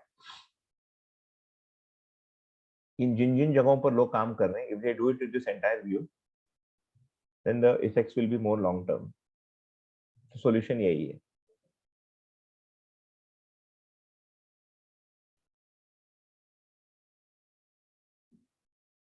थोड़ा लंबा आंसर हो गया आपका, बट मैंने मान लिया कि और भी लोग इसको सोचे होंगे या सोच रहे होंगे। और ये इसीलिए जानबूझ के इस जगह को रखा भी है शिविर में कि हमको क्लियर हो कि हमको काम कहाँ करना है। क्योंकि अध्ययन का मतलब है कि व्यक्तिगत स्तर पे काम करना, तो उसके लिए पर्याप्त हमारे अंदर रिक्वायरमेंट जो है पैदा हो, या क्लैरिटी पैदा हो, स्पष्टता। और कोई? मैं धन्यवाद। मतलब मुझे समझने की कोशिश शुरू हो गई है मेरी। आपने जो अभी बहुत डिटेल्ड बता दिया, तो ये थोड़ा-थोड़ा तो समझ में आ रहा था, लेकिन जो बर्ड्स आई व्यू जैसा आपने पूरा बता दिया, तो आज का सार मुझे मेरे क्वेश्चन और आपके जवाब से मुझे ये लग रहा है कि अगर हम कोई चीज़ को ठीक से समझें और समझने के बाद हमारा विश्वास उसमें बन जाए कि हम सही रास्ते पे हैं, तो वो गलत नहीं है। वो कहीं न कहीं पूरे सिस्टम का पार्ट कहीं यूज़फुल बनता ही है। और उसका ऐसे नज़रिया न रखें कि आज हमने किया तो तुरंत उसका आउटकम या रिज़ल्ट आना चाहिए।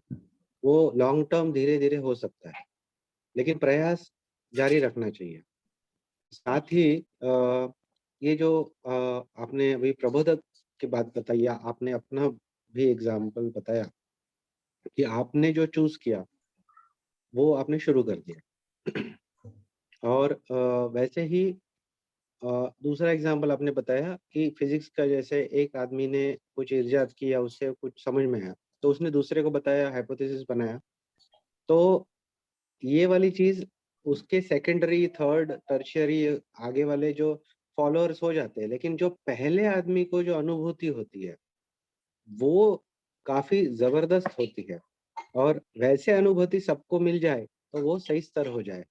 क्योंकि वो अनुभूति जब हो जाएगी, तब ये अपने आप एक सक्रिय प्रोसेस हो जाएगी। और मेरा जो पहले सवाल ही था कि नंबर्स, कि जैसे पुतिन 1 है या 2 है, लेकिन उनका इफ़ेक्ट काफ़ी लोगों पे पड़ रहा है और वो डिस्ट्रक्टिव पड़ रहा है। तो थोड़ा-सा उत्तर मुझे उसमें मिल गया कि हमारी जो प्रोसेस है वो स्लो स्टार्ट हो सकती है, लेकिन in terms of number, volume जब बढ़ जाएगा, तो automatically this will, once it reaches a threshold point, it might take over all other aspects and it will convert into a good world. बिल्कुल। क्या मैं सही हूँ? नहीं, ठीक है ना, सही है, बिल्कुल सही है। एंड उसपे मैं ये भी ऐड करूंगा कि हमको ये भी समझना पड़ेगा कि जो प्रोसेस ऑफ चेंज है, ये कहाँ होता है and how much time it takes. For example, if I dream कि हर मानव को एरोप्लेन में उड़ना चाहिए, ये मेरी इच्छा है ना, उससे लोगों को अच्छा लगता है। मैं जब एरोप्लेन से ऊपर से नीचे देखता हूँ, मुझे बहुत अच्छा लगता है। तो हर मानव को एरोप्लेन से उड़ना चाहिए, मेरी इच्छा बन गई। ये इच्छा सही भी है कि नहीं, ये सोचना पड़ेगा। इसके साथ मैं ये सोच लूं कि I want to achieve this by 2025, So it is destined that by 2025 मैं अतृप्त रहूंगा और दुखी रहूंगा, although I would have achieved building a lot of planes, क्योंकि मेरी एस्टिमेशन ही गलत है। देखिए, मेरा इच्छा अपने में गलत नहीं है कि लोगों को अच्छा हो, बट कितने गति से वो अच्छाई प्रकट हो जाएगा ये मुझे नहीं पता है, और ये भी मुझे सोचना समझना पड़ेगा। उसके लिए आदमी कैसे बदलता है, सोसाइटी कैसे बदलती है, उसकी मुझे पूरी ठीक से व्यू आनी आवश्यक है, और वो रियलिस्टिक व्यू होना पड़ेगा। It can not be some mathematical computational model या कोई रैंडम कोई नंबर कि 50 साल में हो जाएगा, 100 वर्ष में हो जाएगा। यदि मेरे में वो एस्टिमेशन या वो माने व्यू ठीक से नहीं है, if it is not justifiable, then I'm destined to be unsatisfied even though I'll do a lot of good things, क्योंकि मेरी जो एस्टिमेशन है कि कितने समय में वो होना है वो अप्राकृतिक है, it is unnatural. For example, मैंने एक नारियल का पेड़ डाला और मैं सोचूं कि ये 2 साल में फल हो जाए, इसको सही इच्छा कहेंगे कि गलत इच्छा कहेंगे? है ना?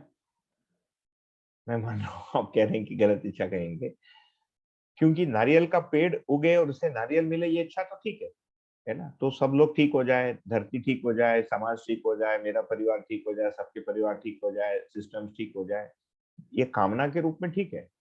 ये होगा कैसे, इसकी क्लैरिटी भी चाहिए। एक दूसरा, कितने गति से होगा, किस क्रम से होगा, इसकी भी क्लैरिटी चाहिए। केवल दूसरा वाला हुआ कि हाँ, मान लो मैं बोलता हूँ जीवन निर्णय करने से सब आदमी जीवन निर्णय शिविर करने से धरती स्वर्ग बन जाएगी, मान लेते। कोई बोलेगा हर आदमी बौद्ध परंपरा में आने से धरती स्वर्ग बन जाएगी, को सब बोलेगा कोई अद्वैत परंपरा शंकराचार्य जी को समझने से पूरी धरती स्वर्ग बन जाएगी, कोई बोलेगा सब लोग यदि इस्लाम बन गए, है ना, इस्लामिस्ट बन गए तो पूरी धरती वो बन जाएगी, है ना, शराया लॉ बन जाएगा। मान लेते हैं कि all of this is correct, but if I believe कि ये 50 साल में हो जाए और वो गतिक्रम ही मेरा गलत है, my estimation of time is wrong, then I am destined to be unhappy and uncontented, क्योंकि मेरी जो टाइम की एस्टिमेशन है वो रियलिस्टिक नहीं है ना? तो मैं करते रहूंगा और मेरे कंटेंटमेंट भी नहीं होगी। तो करना नहीं ऐसा नहीं है, बट उसके साथ जो कंटेंटमेंट है वो क्लैरिटी के साथ ही बनती है। तो कंटेंटमेंट जो बड़े सिस्टम्स के लिए और मेरे लिए भी, यदि मैं सोच लूं कि मैं एक परिचय शिविर कर लूं और मैं विद्वान हो जाऊं, तो नहीं होगा। वो परिचय शिविर करूं, ये इच्छा ठीक है, पर मैं एक करके विद्वान हो जाऊं, ये जो टाइम है इसका एस्टिमेशन है गलत हो गया। या मैं सोच लूं कि मैं 10 वर्ष से अध्ययन कर रहा हूं, मैं नागराज जी जैसे आज के दिन बन जाऊं, तो एस्टिमेशन गलत है। मेरा इच्छा ठीक है कि मैं इस वस्तु को समझना चाहता हूं, पर नागराज जी जो बने उसकी एस्टिमेशन भी तो चाहिए, मेरा एस्टिमेशन भी चाहिए, मेरा इधर से उधर का कितना टाइम लगेगा और मेरी हालत क्या है इसकी भी एस्टिमेशन चाहिए, तभी तो रियलिस्टिक एस्टिमेशन बन पाएगा, नहीं तो मैं कुंठित हो जाऊंगा। तो ज्ञान नहीं हो रहा है, इससे भी एक आदमी कुंठित हो सकता है। मैं परिवर्तित नहीं हो रहा, इससे भी कुंठित हो सकता है। जीवन विद्या शिविर बहुत जल्दी से नहीं रफ्तार हो रहा है, ये भी कुंठित हो सकता है। या फलाना शिविर, कोई भी जो आदमी जिस चीज को मानता है ना, मैं दुनिया का सबसे अमीर आदमी बन गया, नहीं बन पाया 10 साल में, इससे भी कुंठित हो सकता है। ये सारा जो है टाइम एस्टिमेशन इज इम्पोर्टेंट। उसके लिए इस पूरे क्रम को समझना पड़ेगा कि ह्यूमन बीइंग में जो चेंज है वो कैसे होती है, कहाँ होती है। वो समझे बगैर वो टाइम एस्टिमेशन इतने बड़े स्केल पे हो ही नहीं सकता, है ना? So both are needed. सही इच्छा भी चाहिए, उस इच्छा को प्राप्त करने के लिए realistic estimation of how much time it takes and what is involve, वो भी चाहिए। If you don't have both and only one, फिर भी अनकंटेनमेंट होगा and it will affect our ability to perform as well.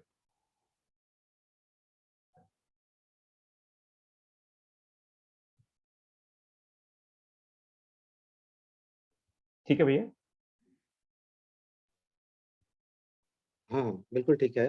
वही है कि अ, एक फीडबैक जैसे आपने अभी ये ऐड किया कि एस्टिमेशन सही होना चाहिए, तो उसके लिए फीडबैक जैसे ज़रूरी है। उसमें जैसे ये चर्चा होती है, गोष्ठी होती है, उसमें जो भी प्रैक्टिकल डिफ़िकल्टीज़ आ रही है, प्रॉब्लम सामने आ रहे हैं, एक तो हम समझ रहे हैं और डिस्कशन होना ज़रूरी है। तो थोड़ा-सा डिटेल में जा सकते हैं कि क्या मेरा एस्टिमेशन या क्या मेरा समझ या क्या जो मैं कर रहा हूँ वो सही रास्ते पे है, वो फीडबैक मिलता है।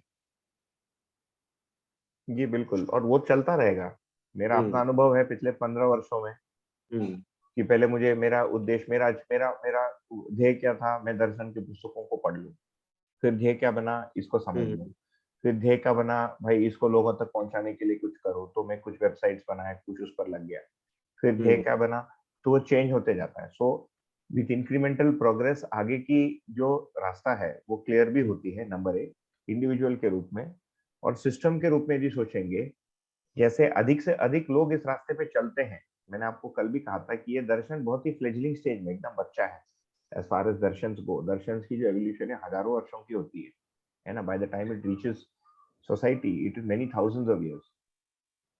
तो हम बहुत ही बचपने के स्टेट में हैं, तो उसमें जैसे-जैसे लोग इस पे आगे बढ़ रहे हैं, कुछ लोग गिरते भी हैं, कुछ कठिनाई भी आती है।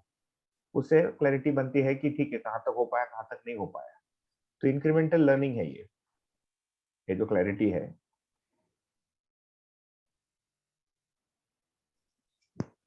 हुँ, हमारे लिए भी और सिस्टमिक लेवल पर भी। हुँ, हुँ। तो सवाल यही आता है और भी जैसे आपने एक एग्ज़ाम्पल दिया एरोप का कि एक आदमी चाहता है कि सारे लोग हवाई जहाज़ में उड़े। और जीवन विद्या के स्तर पे जैसे हम थोड़ा और डीप में जाओ, तो इसी एग्ज़ाम्पल को मैं आगे कंटिन्यू करूँ तो आनंद देने का ये बहुत अच्छा मार्ग है। पर अगर मैं सोचता हूँ कि अरे हवाई जहाज़ में उड़ने से पॉल्यूशन बढ़ेगा, तो और उसका एंड नहीं है मतलब ये पॉल्यूशन और बढ़ेगा, जितने ज़्यादा लोग ट्रैवल करेंगे, वो एक चीज़ है। दूसरी जैसे आज हम शिफ्ट हो रहे हैं और एक एक ने वो बना दिया गवर्नमेंट ने उसको अपना लिया और आगे हम सब व्हीकल इलेक्ट्रिक व्हीकल कर रहे हैं। लेकिन इतने इलेक्ट्रिक व्हीकल्स की ज़रूरत है क्या? और इलेक्ट्रिक व्हीकल्स को चार्ज करने के लिए इलेक्ट्रिसिटी चाहिए होगी और इस इलेक्ट्रिसिटी को निर्माण के लिए वापस कोयला जलाना होगा। और जब तक अपना स्टेप नहीं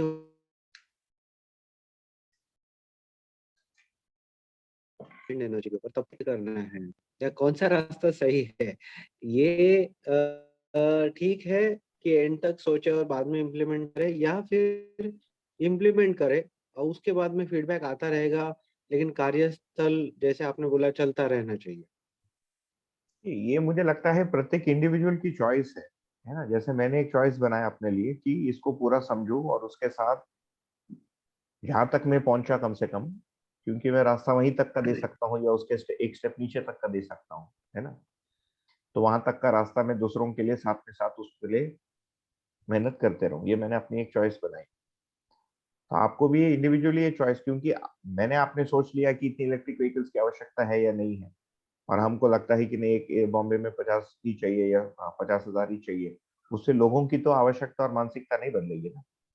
उनकी जो जॉब की आवश्यकता है या घूमने की आवश्यकता है या गाड़ी रखने की आवश्यकता, तो फाइनली वही आता है कि इस पूरी की आवश्यकता कैसे बदलेगी जब सभी लोगों में उनकी आवश्यकताओं का निर्धारण हो, और वो कैसे जाएगा, वो शिक्षा विधि से ही जाएगा, दूसरा कोई विधि नहीं है।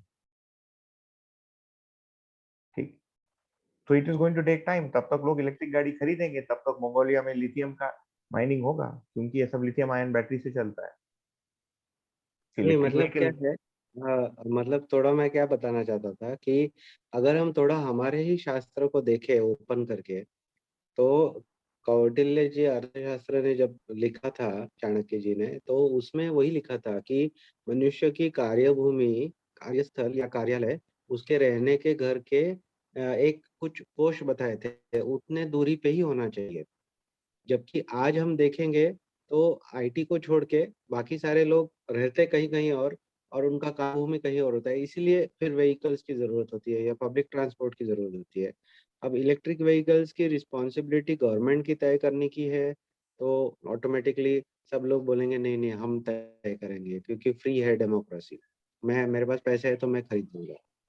लेकिन अगर पब्लिक ट्रांसपोर्ट ठीक से डेवलप हो जाए तो बैलेंस अपने बन जाएगा। जैसे सिंगापुर वाला है।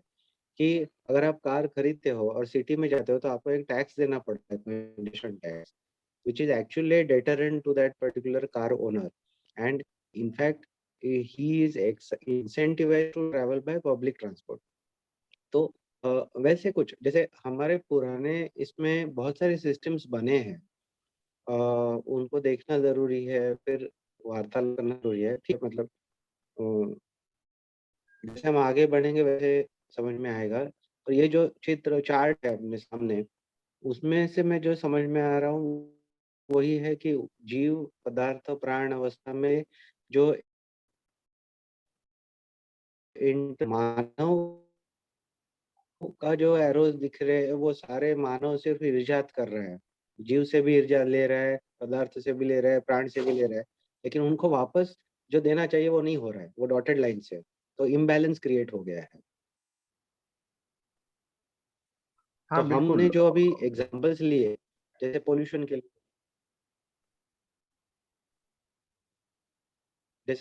के लिए, या फिर कोई सिस्टम्स, ट्रांसपोर्ट सिस्टम्स के लिए, या कौन-सा इलेक्ट्रिसिटी जनरेशन अच्छा है या बैलेंस कैसा है, ये सारे यही इसी से निगडित है, ये बैलेंस चार्ट से ही निगडित है।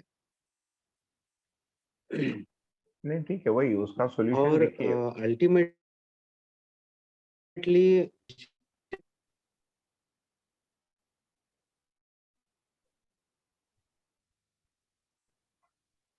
कि हम जिसको एक्चुअली जीडीपी बोलते हैं या डेवलपमेंट इंडेक्स बोलते हैं, actually it is a rate of destruction by which we are depleting the natural resources of the earth or the universe.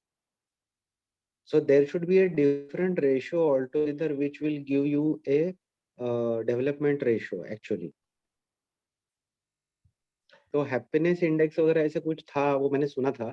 वो क्या है, वो थोड़ा बता सकते हैं तो ठीक है, या फिर आगे वो आने वाला है तो उस क्षण का वेट कर सकते हैं। इसमें बहुत सारी चीजें आएंगी कि हम कितना कंट्रीब्यूट करते हैं इसके लिए, एनवायरनमेंट या फिर मानव अन्य जीवों के लिए, या मानव संबंधों के लिए, या उभय तृप्ति के लिए।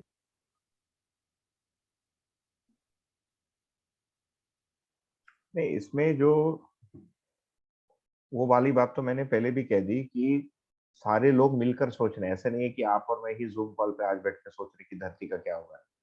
हजारों जूम कॉल हो रहे हैं, हजारों मीटिंग पहले भी होते थे, हजारों थिंक टैंक बने हैं, और ये सब अच्छा है, ये सब चलता रहेगा। हम ये देखना चाहते हैं कि कंप्लीट पिक्चर क्या है, और फिर ये जो भी गतिविधियां हैं उस कंप्लीट पिक्चर में क्या पार्ट प्ले कर रही है। They are all looking at one part, है ना। वो हमारे कंटेंटमेंट के लिए हम देखना चाहते हैं। फिर हम डिसाइड कर सकते हैं कि इन सिस्टम्स में से हमको किस में क्या करना है ना। तो मैं ये नहीं कह रहा हूँ कि आप भी फिर शिक्षा में ही जाए। आपको जिसमें भागीदारी होना है, आपको जिसमें कंट्रीब्यूट करना, आप कर सकते हैं, है ना। यदि आप कल प्राइम मिनिस्टर इलेक्ट हो गए तो सबसे अच्छा है ना, तो आप फिर अच्छे पॉलिसीज बना सकते हैं। बट उसके लिए कोई नियम है समाज की। एक एक फेमस वो है, somebody asked लालू प्रसाद यादव क्या आप प्रधानमंत्री बनना चाहते हैं। तो लालू प्रसाद आंसर वाज कौन नहीं बनना चाहेगा, है ना। The same question was asked to Pranab Mukherjee. तो प्रणब मुखर्जी आंसर वाज कोई अपने चॉइस से प्राइम मिनिस्टर बनता नहीं, है ना। So there is a system, and then there are some unknowns in which you come to a position of power. Even after you come to a position of power or influence, there are some systems and unknowns that decide how much you can do and how much you cannot do. आप जो चाहते नहीं कर सकते। To stay in power आपको कुछ करना पड़ता है, जो भी है। फाइनली ये समझ में आता है कि जहां पर भी जो भी लोग अच्छे काम के रूप से कुछ करने का प्रयत्न कर रहे हैं, सोच रहे हैं, वो किसी एक ब्रॉड दिशा के रूप में ले जा रहा है। हम उस ब्रॉड गोल, उस ओवरऑल गोल को समझना चाह रहे हैं, और ये जो भी चेंजेस होगी, ये क्या होने से संभव है उसको भी समझना चाह रहे हैं। फिर उसमें हम क्या कर सकते हैं, नहीं कर सकते, ये भी समझना चाह रहे हैं। क्योंकि हमारी बात करने से तो नहीं होगा। जैसे मैंने विश कर लिया कि सब लोग कार यूज नहीं करें, है ना, या सब लोग, जैसे आपने एक पुस्तक का नाम लिया कौटिल्य अर्थशास्त्र, मैं चाहूं कि सब लोग उस पुस्तक को पढ़ लें, मेरी चाहत तक तो ठीक है ना। क्या मैं दे भी पाऊंगा क्या, एक। दूसरा, मैंने दे ली, उससे वो आदमी पढ़ लेगा क्या, दूसरा। पढ़ के उसको पूरा मानेगा क्या, कि उसको भी डिस्प्यूट करेगा क्या, तीसरा, है ना। और मानने की जगह फिर क्या सारी इंडस्ट्रीज और हमारी जो सेंट्रलाइज मैकेनिज्म्स ऑफ प्रोडक्शन है वो सारी बदल जाएगी क्या, बिकॉज ऑफ वन बुक। क्योंकि वो अपना बुक पहले से रखा है ना। कम्युनिस्ट मैनिफेस्टो रखा है, या एडम स्मिथ का वेल्थ ऑफ नेशंस रखा है राइट? या मॉडर्न इकोनॉमी थियरी रखा है या कुरान रखा है. So how will it change? So the issue is how do people think, है ना? और ह्यूमन सिस्टम्स कैसे काम करते हैं, it is dependent on how people think. So to answer your question, I want to understand how I think and I want to understand how people think and why they think that way. एक ही पुस्तक को चार आदमी पढ़ के मतभेद क्यों करता है? उसी कौतल्य अर्थशास्त्र को लेकर यदि हम विद्वानों को डिस्कशन बुलाएंगे एक टेबल पे, उसमें एग्रीमेंट होगा कि डिसएग्रीमेंट होगा? डिसएग्रीमेंट होगा ना. इसका मतलब क्या है, इसको कैसे करना है, इसको लेकर फिर मतभेद हो जाए, फिर उसकी दो पार्टी बनेगी.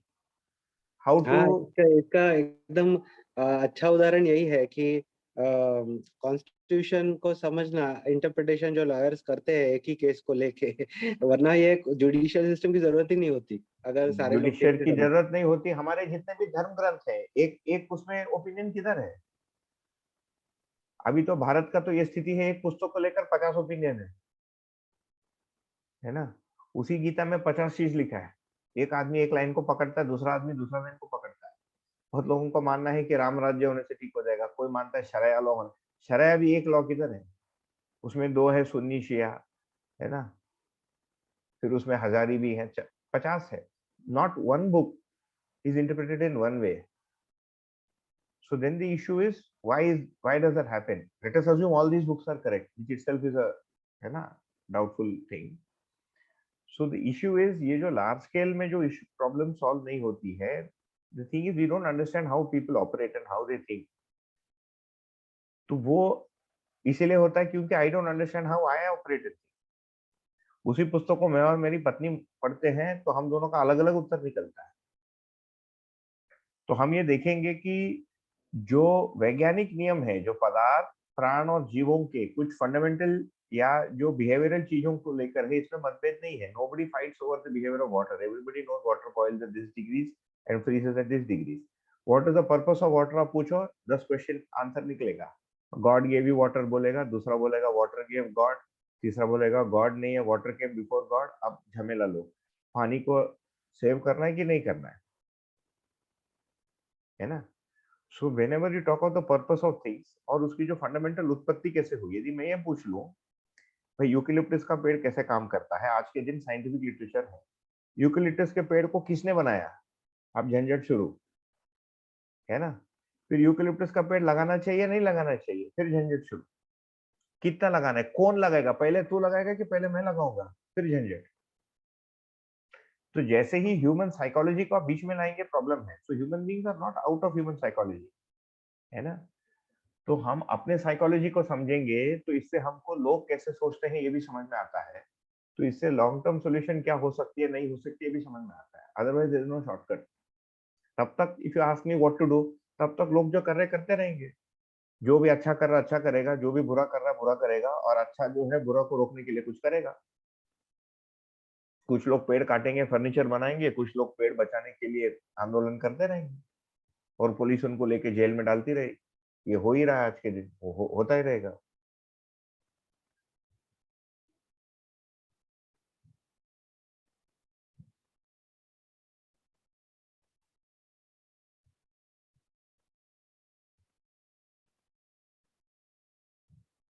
तो इसका मेन इश्यू, ये जो निष्कर्ष है जो यहाँ ब्लू में दिखा है, मानव पर काम करना मतलब अपने आप पर काम करना. यदि मैं कैसे ऑपरेट करता हूँ समझ में आता है मुझे, तो लोग कैसे ऑपरेट करते हैं क्यों करते हैं वो भी मुझे समझ में आएगा, है ना? क्यों मैं ही इसको लेकर परेशान हूँ, दूसरे लोग परेशान क्यों नहीं? देखिए फोक्सवैगन का वो आया था डीजल गेट, है ना? तो डीजल का कार बेचते थे और उसमें एमिशन नॉर्म को करने के लिए उसमें सॉफ्टवेयर डाल दी. 2 वर्ष पहले हुआ था स्कैंडल. फिर कई बिलियन डॉलर उसने वो भरे, जबकि पैसे की कमी नहीं है फोक्सवैगन के पास. और आज के दिन एनवायरनमेंट में सबसे आगे जर्मनी को मानते हैं, सबसे स्ट्रिक्ट लॉज वहीं पर मानते हैं. वहां भी हुआ. तो सारे लॉ, सारा पैसा वैसा होने के बाद भी एक आदमी डीजल एमिशन के चीटिंग सॉफ्टवेयर क्यों क्यों डालता है, ये सोचने का मुद्दा है. तो हम इसमें जब आगे जाएंगे हम देखेंगे कि मनुष्य में लाभ की प्रवृत्ति है ना, अधिक लेने का एक जगह है उसके संचेतना में, उसके चैतन्य इकाई में, उसके कॉन्शियसनेस में. जो ओवरड्राइव में जाने से उसको केवल लाभ ही दिखेगा और दूसरा कुछ नहीं दिखेगा। तो ऐसा जो लाभ केंद्रित आदमी है, उसके सामने आप कोई भी अर्थशास्त्र लगा दो, वो उसको भी बेचेगा और पैसा कमाएगा, है ना। तो हमने यदि उसके सामने अच्छी पुस्तक भी डाल दी, जिस आदमी में लाभ की प्रवृत्ति अधिक है, तो वो उस पुस्तक को समझ के अच्छा नहीं सोचेगा, उस पुस्तक को बेच के पैसा कैसा कमाना है वही सोचेगा। तो फिर उसका उत्तर क्या है? वो आदमी जैसा सोचता है वो परिवर्तन होना पड़ेगा। वो कैसा होगा ये पूरा समझना पड़ेगा, नहीं तो नहीं होगा। नहीं तो अभी जैसा चल रहा है चलता रहेगा। कुछ उसको रोकने के लिए हम सिस्टम्स बना के रखेंगे, और जब भी फेल करेगा उनको पकड़ेंगे, जेल में डालेंगे, कुछ करेंगे, दंड देंगे। उस दंड के भय से कुछ लोग नहीं करेंगे, ये चलता रहेगा।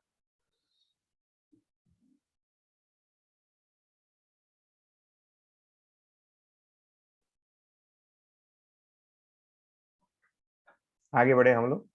हाँ, हाँ, ज़रूर। पानी का जो आपने एग्ज़ाम्पल दिया था, मुझे सोम भैया का डेफ़िनेशन पानी के बारे में याद आया।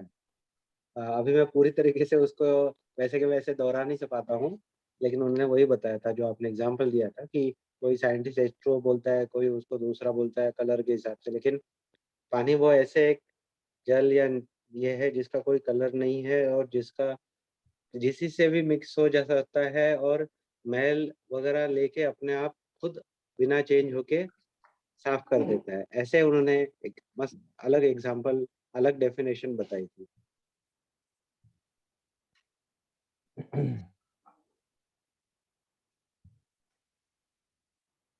तो उसमें नीचे देखिए क्या लिखा है कि जब हम लोहे को समझते हैं, नियमों को समझना पड़ेगा। कुल मिलाकर क्या है, मानव के ऑपरेशन का एक नियम है। There is a law of operating of humans, है ना। परिवार का ऑपरेशन का एक नियम है, समाज के ऑपरेशन का एक नियम है, उसके नॉन ऑपरेशन का भी एक नियम है। किसी नियम से ही झगड़ा भी होता है, किसी नियम से ही झगड़ा सुलझ भी रहा है, या किसी नियम के नासमझी का भी कोई नियम है। करप्शन भी किसी नियम से ही होता है भारत में ना, सिस्टमिक करप्शन का एक पूरा सिस्टम बना हुआ है। मानवकृत व्यवस्था में भी कोई नियम है। तो हम देखते हैं कि लोहे का एक नियम हमने समझ लिया तो हमने ब्रिजेस बना ली, है ना। लोहे के साथ कैसे जीना है इसका भी एक नियम होगा, उसको भी समझना पड़ेगा। केवल वो लोहे के नियम को समझना सफिशिएंट नहीं है, वो एक अच्छी चीज है ना, one should not negate that. वैसे ही पेड़ पौधे कैसे ऑपरेट करते हैं इसको हमने समझ तो लिया, परंतु उनके साथ जीना कैसा है अभी तक क्लियर नहीं हुआ। ठीक। तो हम देखते हैं कि जहां पर भी हमको नियम की समझ है वहां पर हमको समस्या नहीं, है ना। जैसे आज के दिन हम भाई बारिश से बच लेते हैं, अर्थक्वेक से बच लेते हैं, अर्थक्वेक रेजिस्टेंट बिल्डिंग्स बना दी हमने, क्योंकि बिल्डिंग की क्या स्ट्रक्चर होगी जिससे वो अर्थक्वेक को संभाल लेगा, इसको हमने प्राप्त कर लिया। कौन से सेस्मिक जोन है उसको हमने देख लिया, तो वहां पर हम नहीं रहते। अर्ली वार्निंग सिस्टम्स आ गई, टाइफून्स की, टॉर्नेडोज की, तो उसके नियमों को समझने का प्रयत्न करते हैं, है ना। भालू के नियम को समझ ले, इसीलिए भालू को घर में नहीं रखते। Very few people keep a bear as a pet, right, maybe nobody. तो जहां पर भी हमको नियम समझ में आता है, हम वहां पर उसके साथ हमको समस्या दिखती नहीं। जहां हमको नियम समझ में नहीं आता है हमको समस्या दिखती। ये एक इन्फ्रेंस हम ले सकते हैं इससे।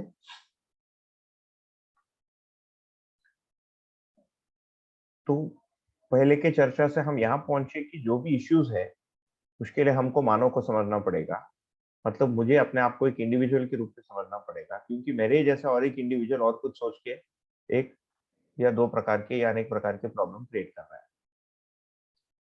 तो यहाँ पर यदि देखेंगे तो ये ह्यूमन साइकोलॉजी का एक बहुत सिंपलिस्टिक मॉडल है ना, simple model of how humans operate. और इसके मूल में क्या क्रियाएं हैं इसको समझने के लिए हम आगे जाके देखेंगे और विस्तार से परिचय शिविर में जितना हो सकता है उतना करेंगे। By the end of 2 years we will have explored this in quite a bit of detail। तो एक तो हमने पहला कंक्लूजन था समस्या है ना, अतृप्ति है, कुछ तृप्तियां हैं कुछ अतृप्तियां हैं। दूसरा, अतृप्ति का कारण मानव है, ये प्रकृति में नहीं है और सिस्टम में नहीं है। सिस्टम में जो आदमी बैठा है उसमें प्रॉब्लम है, या जो आदमी सिस्टम बना रहा है उसमें प्रॉब्लम है, क्योंकि सिस्टम ही गलत बन रही है ना। या मेरे से गलती हो जा रही है, तो ये समस्या क्यों है,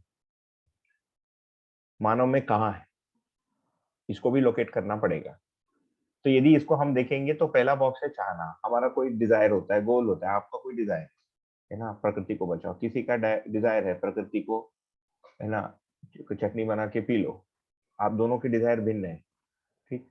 तीसरा है उसका डिजायर है, उसको कुछ मतलब ही नहीं है प्रकृति में क्या होता है, उसकी रोजमर्रा की जीवन चल रही है। ये तीन प्रकार के लोग। इस डिजायर को पूरा करने के लिए, इस चाहना या लक्ष्य को पूरा करने के लिए कैसा करना है, हम कोई कार्यक्रम बनाते हैं, उसकी एक दिशा तय करते हैं। फिर प्रकृति को बचाना है तो ऐसा बचाएंगे, नहीं बचाना है ऐसा बचाएंगे, कोई मतलब नहीं तो मैं और ही कुछ कर रहा हूँ। फिर हम उसको पूरा करते हैं, वो जो हमारा प्रोग्राम है उसको हम पूरा करते हैं। वो करना हो गया, व्यवहार हो गया, उसका एक फल परिणाम, वो या तो तृप्ति हो सकती है या अतृप्ति हो सकती है। तो मेरा जो इनिशियल गोल है वो यदि मीट होता है तो तृप्ति होता है। जैसे मुझे चाहना बन गया, मुझे आईआईटी से इंजीनियरिंग करना है या आईआईएम से एमबीए करना है। कैसे करना है, ये पढ़ो वो पढ़ो, इसको समझो वो समझो, कंपटीशन करो, कोचिंग करना है करो, कोटा जाना है जाओ, है ना, ये सारा प्रोग्राम बन गया, उसको मैं करता हूँ। फिर मेरी कोई योग्यता, कुछ लक, कुछ मेरा एफर्ट, कुछ मेरा इंटेलिजेंस जो भी है, उसके बेसिस पे कोई फल परिणाम बनता है। ये शॉर्ट टर्म के जो तृप्ति अतृप्ति है उसको यदि देखेंगे तो कई बार ये होता है कि हमारा लक्ष्य ठीक था, हमारा कार्यक्रम ठीक था, हम करने की जगह चूक गए, है ना, हमने परफॉर्म नहीं किया उस दिन या उस समय। जैसे मेरा लक्ष्य, मैं पत्नी के साथ ठीक से जियो, कार्यक्रम बनाता हूँ, जब भी बोलेगी कुछ मैं सुनूंगा, है ना, ये मेरा प्रोग्राम है। करने की जगह जब जाता हूँ तो देखता हूँ कि 2 मिनट सुना, उसके बाद मैं खुद बोलने लग गया, तो ये फेल हो गया। तो मेरी अतृप्ति की कारण जो है करने की जगह पर आई। इच्छा मेरी ठीक है ना, प्रोग्राम ठीक है, सुनना है, सुन नहीं पाता हूँ, सुनने जाता हूँ तो तकलीफ आती है, सुनने की जगह सुना देता हूँ।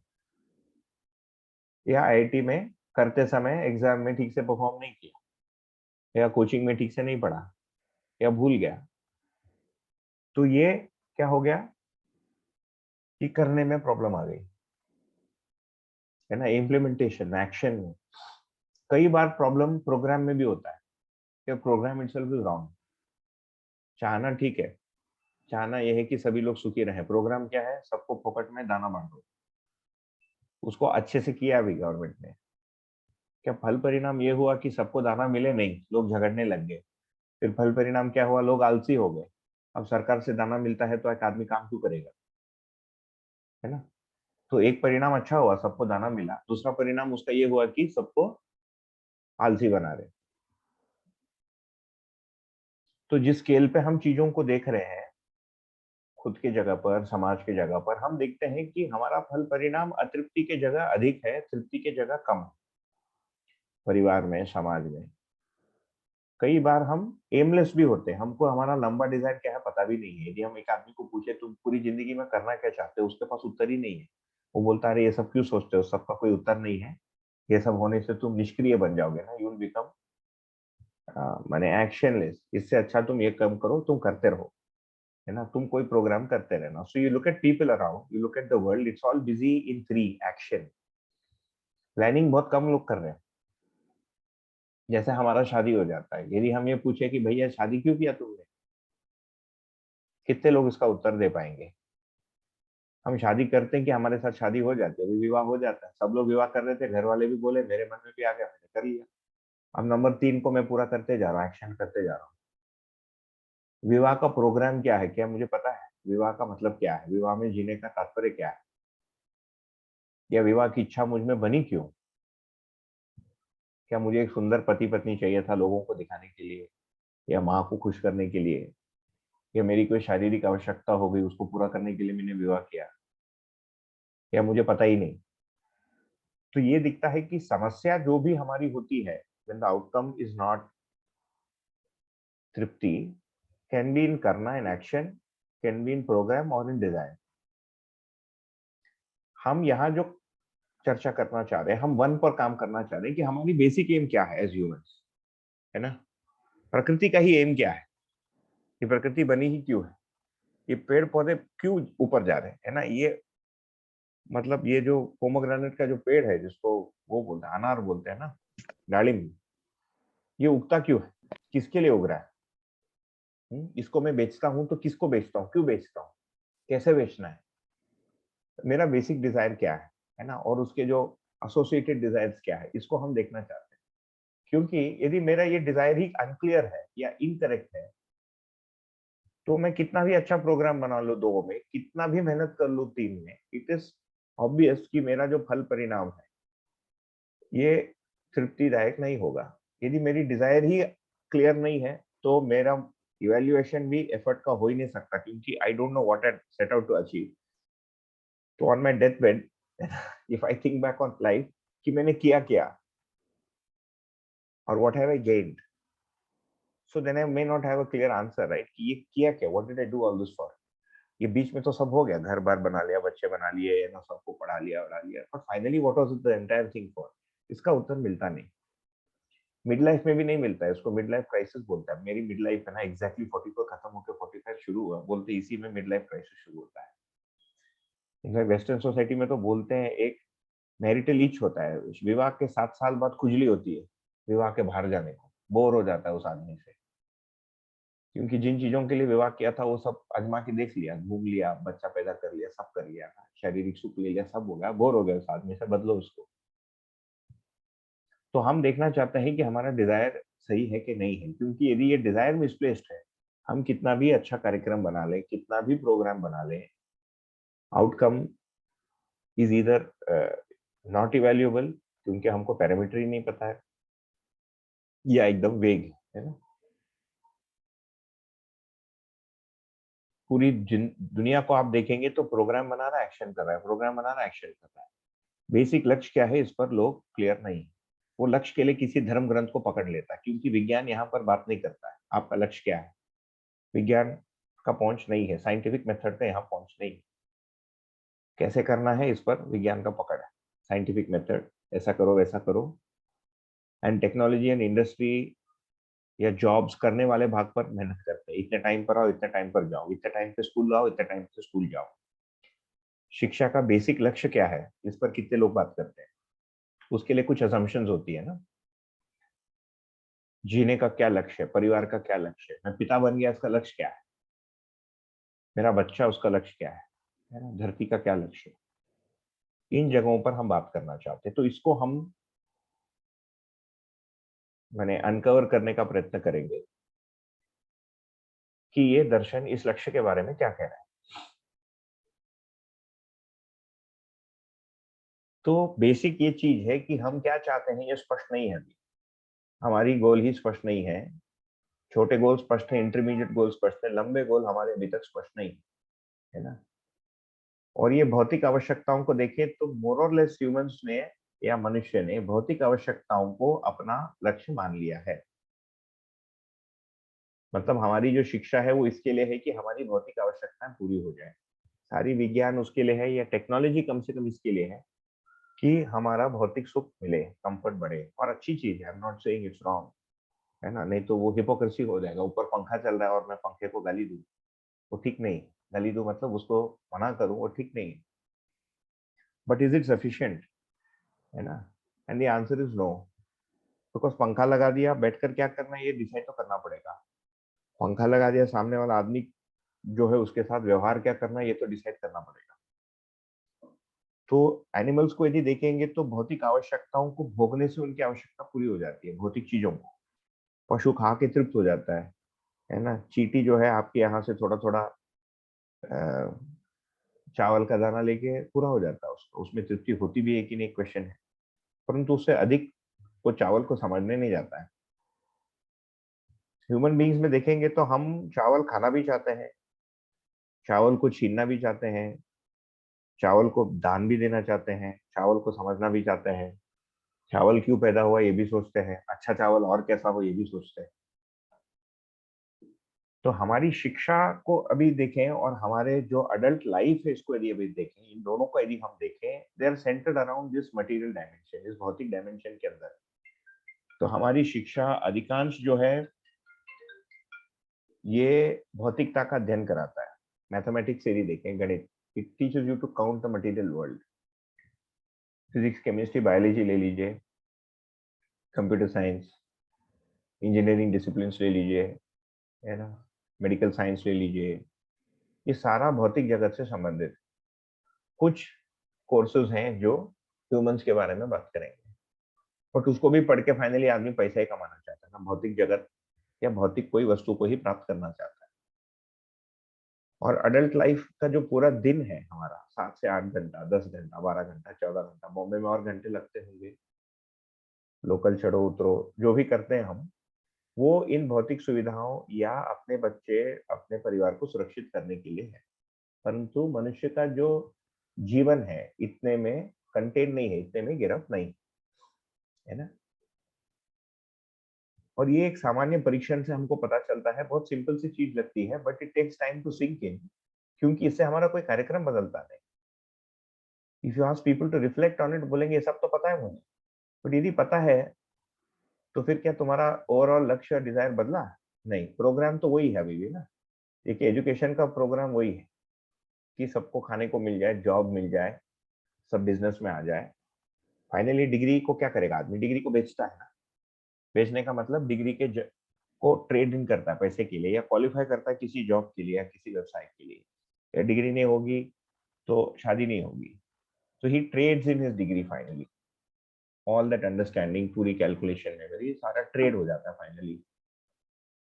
और फिर उसको हम करते रहते हैं, थ्री को करते रहते हैं। तो एजुकेशन भी इस अज्यूम लक्ष्य को पूरा कर रहा है, लगा हुआ है ना। एंड अडल्ट ह्यूमंस भी इसी पे लगे हुए। तो हम ये देख सकते हैं कि इसको यदि हम देखें तो एक अभ्यास हम कर सकते हैं कि भाई भौतिक वस्तु के अलावा हम क्या चाहते हैं, what do you need other than material things. Material things मान लो मिल रहा है, और मटेरियल थिंग्स की भी हम एक लिस्ट बना लें कि क्या क्या चाहिए। And this is an exercise जो हम सभी लोग कर भी सकते हैं। तो लोगों से यही सब उत्तर मिलता है ना। एंड ऑफ कोर्स इस चर्चा को थोड़ा लंबा करना है तो we can take live queries from people, but मैं ये मान रहा हूँ कि आप सभी लोग इसको सुने ही हैं, एक दो लोगों को छोड़ के सभी ने परिचय शिविर कई बार कर चुके हैं। तो सुख शांति इस टाइप की एक्सपीरियंसेस आती हैं। संबंध में जीना, बच्चे को बड़ा होता हुआ देखना, मेरी बेटी का शादी हो जाए है ना, मेरा बाप के साथ झगड़ा खत्म हो जाए, या मेरा भाई घर का जो पार्ट है मुझे दे दे, वो भौतिक वाली इसमें आ जाएगा। सम्मान, रिस्पेक्ट है ना, प्रेम, स्वयं को जानना, मैं क्यों पैदा हो गया इसको जानना, ऐसे 10 12 15 चीजें बनेगी, and they are not very long. तो भौतिक चीजों के अलावा यदि हम लिस्ट बनाएंगे तो वो लंबा नहीं होता, और हम ये भी देखते हैं कि ये अनेक लोगों के लिए लगभग एक ही जैसा होता है। जैसे हर मनुष्य सुखी होना चाहता है, हर मनुष्य संबंध में अच्छा ही चाहता है, हर मनुष्य सम्मान देना भी चाहता है, सम्मान करना भी चाहता है ना। ये एक लंबी लिस्ट है। अभी तक जो बात हुई, कोई कुछ रखना चाहता है या इसमें कुछ ऐड करना चाहता है तो कर सकते हैं।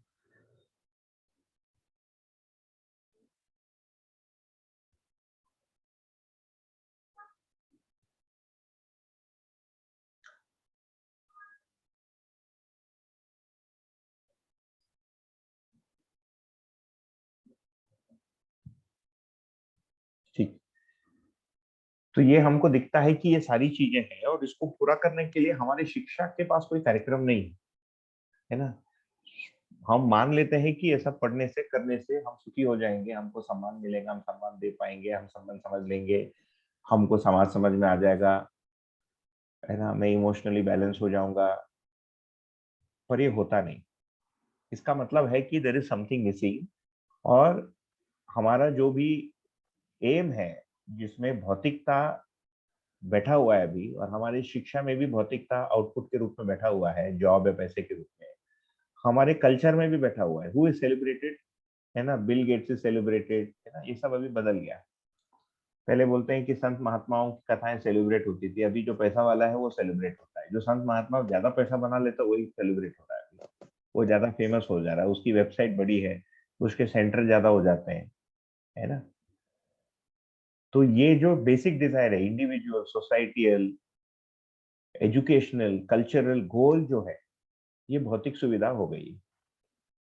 साइंटिफिक भी जो एम है वो मटेरियल वर्ल्ड को समझना हो गया है, which is part of the story. और उसके लिए बहुत सारा प्रोग्राम है, डिटेल प्रोग्रामिंग होता है, बहुत सारा हम काम कर रहे हैं, एक्शन कर रहे हैं। तो इसके अलावा जो हम चीजें चाहते हैं, इसके लिए कोई स्पष्ट प्रोग्राम नहीं। People are left out to their own devices, है ना। आप साइकोलॉजिस्ट के पास जाओ, काउंसलर के पास जाओ, कोई पुस्तक पढ़ो, सेल्फ हेल्प पुस्तक पढ़ो, कुछ कुछ करते हैं, but there is no systematic program. या धर्म ग्रंथों को पढ़ो, उसका फिर अलग अलग रंग भी मिलता है।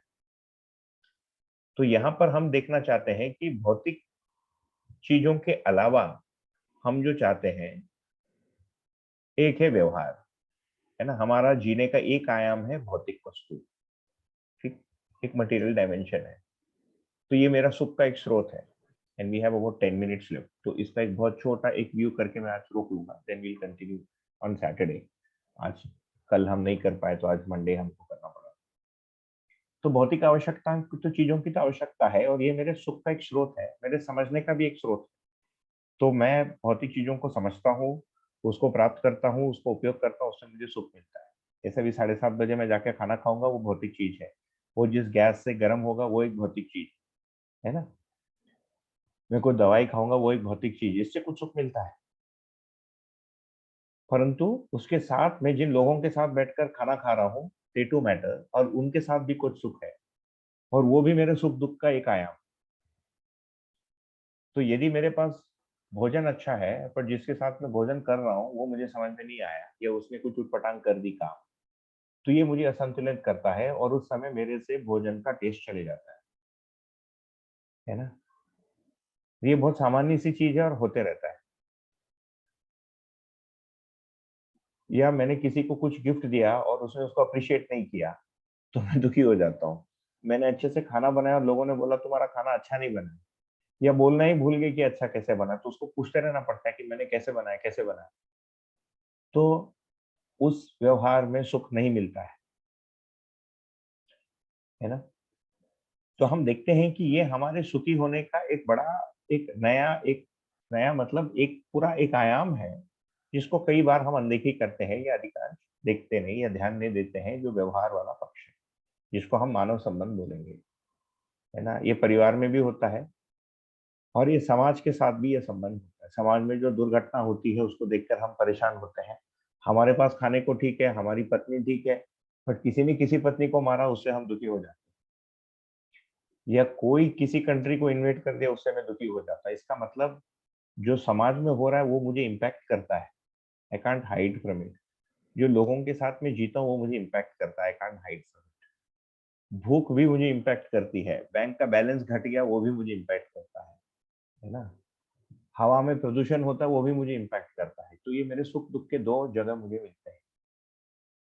एक तीसरा मेरा सुख दुख का जगह मिलता है जो मेरे अंदर ही अंदर चलता है। मैं अंदर ही अंदर कॉन्फिडेंट नहीं हूँ। मुझे लगता है कि मेरे से ठीक से बोलना बनता नहीं, मैं ठीक से समझ नहीं पा रहा हूँ, मैं ठीक से समझ नहीं पा रही हूँ, है ना। या मुझे जैसा होना था वैसा मैं हो नहीं पाया। तो हमारी अंदर की जो इनसिक्योरिटीज है, जो हमारे अंदर ही अंदर रह जाती है, ये हमारी इंटरनल लाइफ। तो हमारी एक्सटर्नल लाइफ दो जगह दिखती है, एक मटेरियल डायमेंशन में भौतिक वस्तु के साथ, और एक व्यवहारिक डायमेंशन में मनुष्य के साथ, और हमारी एक इंटरनल लाइफ। तो ये हमारे सुखी और दुखी होने के तीन स्तर बने, है ना। एक भौतिक सुखी दुखी होना, एक व्यवहार या संबंध में सुखी दुखी होना, एक अंदर ही अंदर सुखी दुखी होना। और हम ये भी देख सकते हैं कि मैं ये भौतिक वस्तु को जैसा समझता हूँ वैसे ही उसके साथ इंटरैक्ट करता हूँ। तो यदि मैंने मान लिया कि पानी वेस्ट करने के लिए, तो मैं पानी को वेस्ट करूंगा। यदि मैंने मान लिया कि पानी सेव करने के लिए, तो पानी को सेव करूंगा। यदि मैंने मान लिया कि पैसा इकट्ठा करना है तो इकट्ठा करूंगा। यदि मैंने मान लिया कि बांटना है तो बांटूंगा। या जिस आदमी ने मान लिया बांटना वो बांटेगा, जिस आदमी ने मान लिया कम है वो इकट्ठा करेगा, ठीक। और विज्ञान के द्वारा हम जो भी शिक्षा भी प्राप्त करते हैं वो हम भौतिक वस्तु के पूर्ति के लिए ही करते हैं, भौतिक वस्तु के समझ के लिए। तो हम मेटल्स पढ़ते हैं, है ना, अमीबा पढ़ते हैं, फ्रॉग्स को पढ़ते हैं, सबको पढ़ते हैं, ठीक, और उसके अनुसार उसका उपयोग करते हैं। वैसे ही लोगों के बारे में हम कुछ समझते हैं, कई बार नहीं भी समझते हैं। अधिकांश रूप में लोग समझ ही नहीं आते। आदमी कैसा है क्यों, हमको समझ ही नहीं आता है। तो हमारी एक अपेक्षा बनी रहती है अंदर कि इसको ऐसा होना चाहिए, इच्छा, जो हमारा फर्स्ट बॉक्स था, ये ऐसा आदमी क्यों नहीं है, ये झूठ क्यों बोलता है, या मैंने उसको 4 बार बोल दिया इस डब्बे का ढक्कन यहाँ रखो और रख क्यों नहीं रहा है ना। या बच्चे को 10 बार बोल चुका हूँ कि टाइम से स्कूल के लिए रेडी हो जाओ, वो रेडी क्यों नहीं होता है। और समाज से भी मेरी यही अपेक्षा रहती है, लोग इंडिया में लाइन में खड़े क्यों नहीं होते, ट्रैफिक का सिग्नल क्यों तोड़ते हैं, फलाने धर्म के लोग अपने धर्म के अंदर सुरक्षित क्यों नहीं रहते, क्यों अपने धर्म को फैलाना चाहते हैं, क्यों दंगा फसाद करते हैं। तो ये पूरा बॉक्स हमको समझ में नहीं आता, और जितना समझ में आता है या हमारी जो मान्यता है उसके अनुसार हम उसके साथ व्यवहार करते हैं। और मैं अपने बारे में भी कुछ मानता हूँ, उसके अनुसार मैं जीता हूँ। मैं बहुत कॉन्फिडेंट आदमी को मानता हूँ तो उसके अनुसार मैं रहूंगा। मैं इस घर का मालिक को मानता हूँ तो उसके अनुसार रहूंगा। पत्नी को मेरे अनुसार चलना चाहिए मैं मानता हूँ तो उसके अनुसार उसको चलाऊंगा या चलाने का प्रयत्न करूंगा। तो ये एक दिखता है कि हमारे सुख दुख के भी ये 3 स्तर है, भौतिक, व्यवहारिक और बौद्धिक। और इन तीनों जगहों के बारे में हम कुछ मान्यता भी रखते हैं जो हमारे बौद्धिक पक्ष में ही होता है ना। So these are the 3 dimensions which impact me, which impact my state of mind या happiness, contentment, peace। और इन तीनों के बारे में मेरे अंदर कुछ मान्यता है या कुछ समझ है या कुछ इग्नोरेंस। और एक डॉटेड लाइन दिया है आध्यात्मिक। कुछ हमारी आध्यात्मिक भी अतृप्तियां हो सकती है, जैसे मैं पैदा क्यों हुआ, है ना, अंतिम सत्य का स्वरूप कैसा है, मुझे अंतिम सत्य का ज्ञान क्यों नहीं हो रहा है, उसको क्यों हो गया, उसको क्यों हो गया तो व्यवहार आ गया, है ना। तो आध्यात्मिकता का मतलब क्या है, आध्यात्मिकता का बौद्धिकता के साथ संबंध क्या है, उसका भौतिकता के साथ संबंध। आध्यात्मिकता को बहुत सारे लोगों ने बहुत सारे पुस्तकें लिखी और वो आपस में झगड़ते हैं तो वो व्यवहारिक इश्यू बन गया। देखिए, spiritual assumptions create social problems. अलग अलग लोगों ने अलग अलग धर्म ग्रंथों को पकड़ लिया, मान लेते हैं कि सब स्पिरिचुअल, उसको लेकर झगड़ा कर रहे हैं कि तुम्हारा सही है कि मेरा सही है। इसका मतलब सभी की उसके समझ या अपने आप के संबंध के समझ को लेकर इश्यू। तो हमारे तृप्ति अतृप्ति की ये 3 है और ये डॉटेड में है, उसको आप चौथा मान सकते हो, क्योंकि किन्हीं लोगों में आध्यात्मिक अतृप्ति रहती, किन्हीं लोगों में नहीं रहती। ये चारों जगह मुझे उत्तर भी चाहिए और मुझे संतुलन भी चाहिए, मतलब मुझे इन चारों को समझना है। ठीक है, तो जो भी मैंने सुख, ये सब जो लिखा, सुख, कंटेनमेंट, समझदारी, ज्ञान, ये सब यहाँ से समझते, है ना, मेंटल बैलेंस, इमोशनल सिक्योरिटी, ये सब यहाँ से समझते। अच्छे लोगों का संगत, परिवार, लोग मेरी सुने, सम्मान, ये सब यहाँ से संबंधित। भौतिक सुरक्षा, है ना, भोजन, कपड़ा, मकान, ट्रांसपोर्ट, पैसा। पैसा भौतिक वस्तु है कि नहीं सोचना पड़ेगा, क्योंकि अभी तो भौतिक भी नहीं ना, एक कंप्यूटर में एक पॉइंट हो गया है वो, it's a signal that says कि आपके पास इतना करोड़ है, कितना लाख है, कि हजार है, और उसकी कोई मटेरियल मैनिफेस्टेशन है नोट के रूप में या वस्तु के रूप में। आजकल डिजिटल ट्रांजैक्शन हो गया है। तो पैसा, ये सब हमारा 4 आयाम है, आध्यात्मिक, भौतिक, बौद्धिक, व्यवहारिक और भौतिक। तो केवल भौतिक वस्तु के लिए सोचना, इसको समझना, इसी का अध्ययन कराना, science for all, science for education बढ़िया है, but behaviour for all, understanding for all and spirituality for all भी करना पड़ेगा आपको। केवल इससे नहीं चलेगा काम, है ना। तो शिक्षा में भी, समाज के स्तर पे भी, हमारे व्यक्तिगत जीवन में भी केवल इससे नहीं होता है। केवल काम करने से, भौतिक वस्तु का ये भी मतलब है कि भौतिक आयाम है हमारा, जैसे हम काम करते हैं, मेहनत करते हैं, पूरे दिन काम करते हैं ना। एक महिला पूरे दिन घर पे काम करती है बच्चों का देखभाल करने के लिए भोजन बना रही है, सब कर रही है काम, परंतु व्यवहार वाला पक्ष उसका गोल है, तो उसको दिक्कत आएगा। तो केवल बढ़िया काम करने से व्यवहार ठीक हो जाएगा ऐसा तो नहीं है, व्यवहार को ठीक से सोच के समझना पड़ेगा। तो मैं उसको कैसे सोच रहा हूँ, समझ रहा हूँ, उस पर भी ध्यान देना पड़ेगा, तो मुझे अपने बौद्धिक पक्ष पर भी ध्यान देना पड़ेगा। तो धीरे धीरे हम यहाँ से प्रारंभ करते हैं, तो हम यहाँ भी आते हैं, फिर एक में भी आते हैं, है ना, और फाइनली हमको आध्यात्मिकता को भी समझना पड़ेगा। मनुष्य यदि है तो ये इतना कंपलसरी है, हर मानव को इतना बॉक्स कंपलसरी है, ठीक। पशुओं के लिए इतना ठीक है, और वो भी वो कुछ समझ के करते हैं, ऐसा नहीं है, जितना उपलब्ध है उतने में जी लेते हैं, इतना में पूरा हो जाता है। तो ये हमारे टू रिकैप है ना, हम अपने चाहने खुद पे काम करना है, मानव पे काम करना है। ये कहाँ है, मानव पे कहाँ काम करना है, मानव पर इन चारों जगह पर हमको सोचना पड़ेगा, ठीक। तो जो हमारा पहला चित्र था, पदार्थ, प्राण और जीव, पूरा प्रकृति यहाँ पर है, ये पूरा प्रकृति के साथ संबंध है। परिवार व्यवस्था, समाज, गवर्नमेंट सिस्टम्स, व्लादिमीर पुतिन सब इधर है, और मैं इन सबसे संबंधित भी हूँ, इन सबसे इम्पैक्ट भी होता हूँ, इसीलिए मुझे इन सबको भी समझना पड़ेगा, अपने आप को भी समझना पड़ेगा।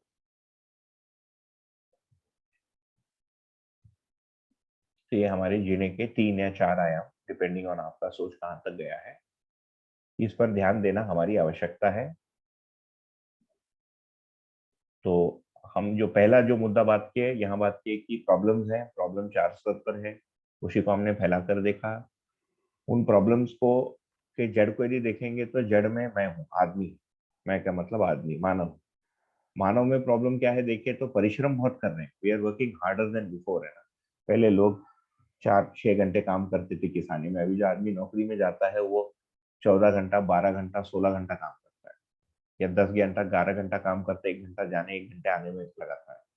तो एफर्ट में कोई कमी नहीं है, हम पहले से बढ़िया प्लानिंग कर रहे हैं, इतना अच्छा प्लानिंग लोग करते नहीं थे। प्लानिंग की सॉफ्टवेयर आ गई, टूल्स आ गई, मेथोडोलॉजीज आ गई, और प्लानिंग इज ऑल्सो ग्रेट।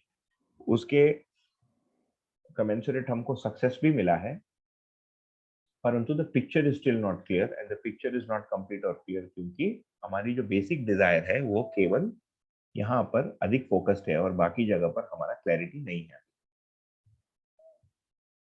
तो यहाँ पर हम ये कह रहे हैं कि स्वयं को समझना पड़ेगा, स्वयं को समझने के लिए जीने के 4 आयामों को समझना पड़ेगा,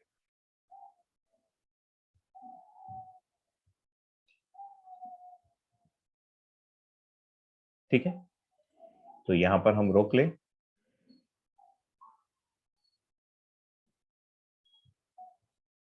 किसी को क्विकली कुछ कहना तो बोल सकते हैं, अभी थोड़ा सा ज्यादा मोनोलॉग हो रहा है। आप लोग थोड़ा नेक्स्ट टाइम तक फीडबैक भी दीजिए कि ये वाला ये ठीक है, क्योंकि अधिकांश लोगों ने परिचय शिविर किया है, तो I am not spending much time, but इसको हम और अधिक इंटरेक्टिव बना सकते हैं, it will take longer of course. तो फिर परिचय शिविर में जितना टाइम लगेगा उतना टाइम ऑनलाइन भी लगेगा,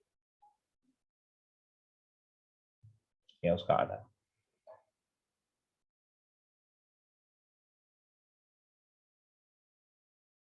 किसी को कुछ कहना है तो बोल सकते हैं, या भूख लगी है तो अभी बंद कर देंगे।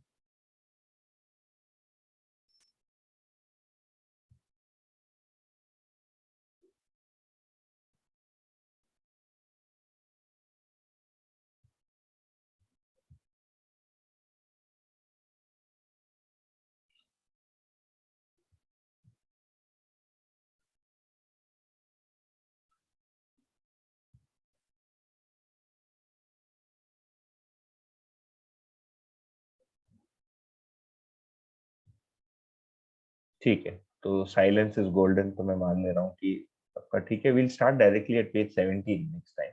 बीच की जो भी उसमें नोट्स में लिखी थी मोटा मोटी मेरे मोनोलॉग में आ ही गया है। So will start at page 17। बीच का आप पढ़े होंगे कभी, वो जो पढ़ा था शायद वो आपको अधिक थोड़ा कनेक्ट हो जाएगा। ये नोट्स भी थोड़े से डेटेड हैं, I would like to make some changes, but अभी फुर्सत नहीं है इसमें। बट ठीक है, हमारा काम चल जा रहा है, इससे तो पर्याप्त। ठीक है, तो सबसे अनुमति हो तो आज के लिए नमस्ते करते हैं। Will meet on Saturday. नमस्ते। नमस्ते जी, ओके, बाय बाय। प्रणाम भैया। नमस्ते, प्रणाम। ठीक है भैया, नमस्ते।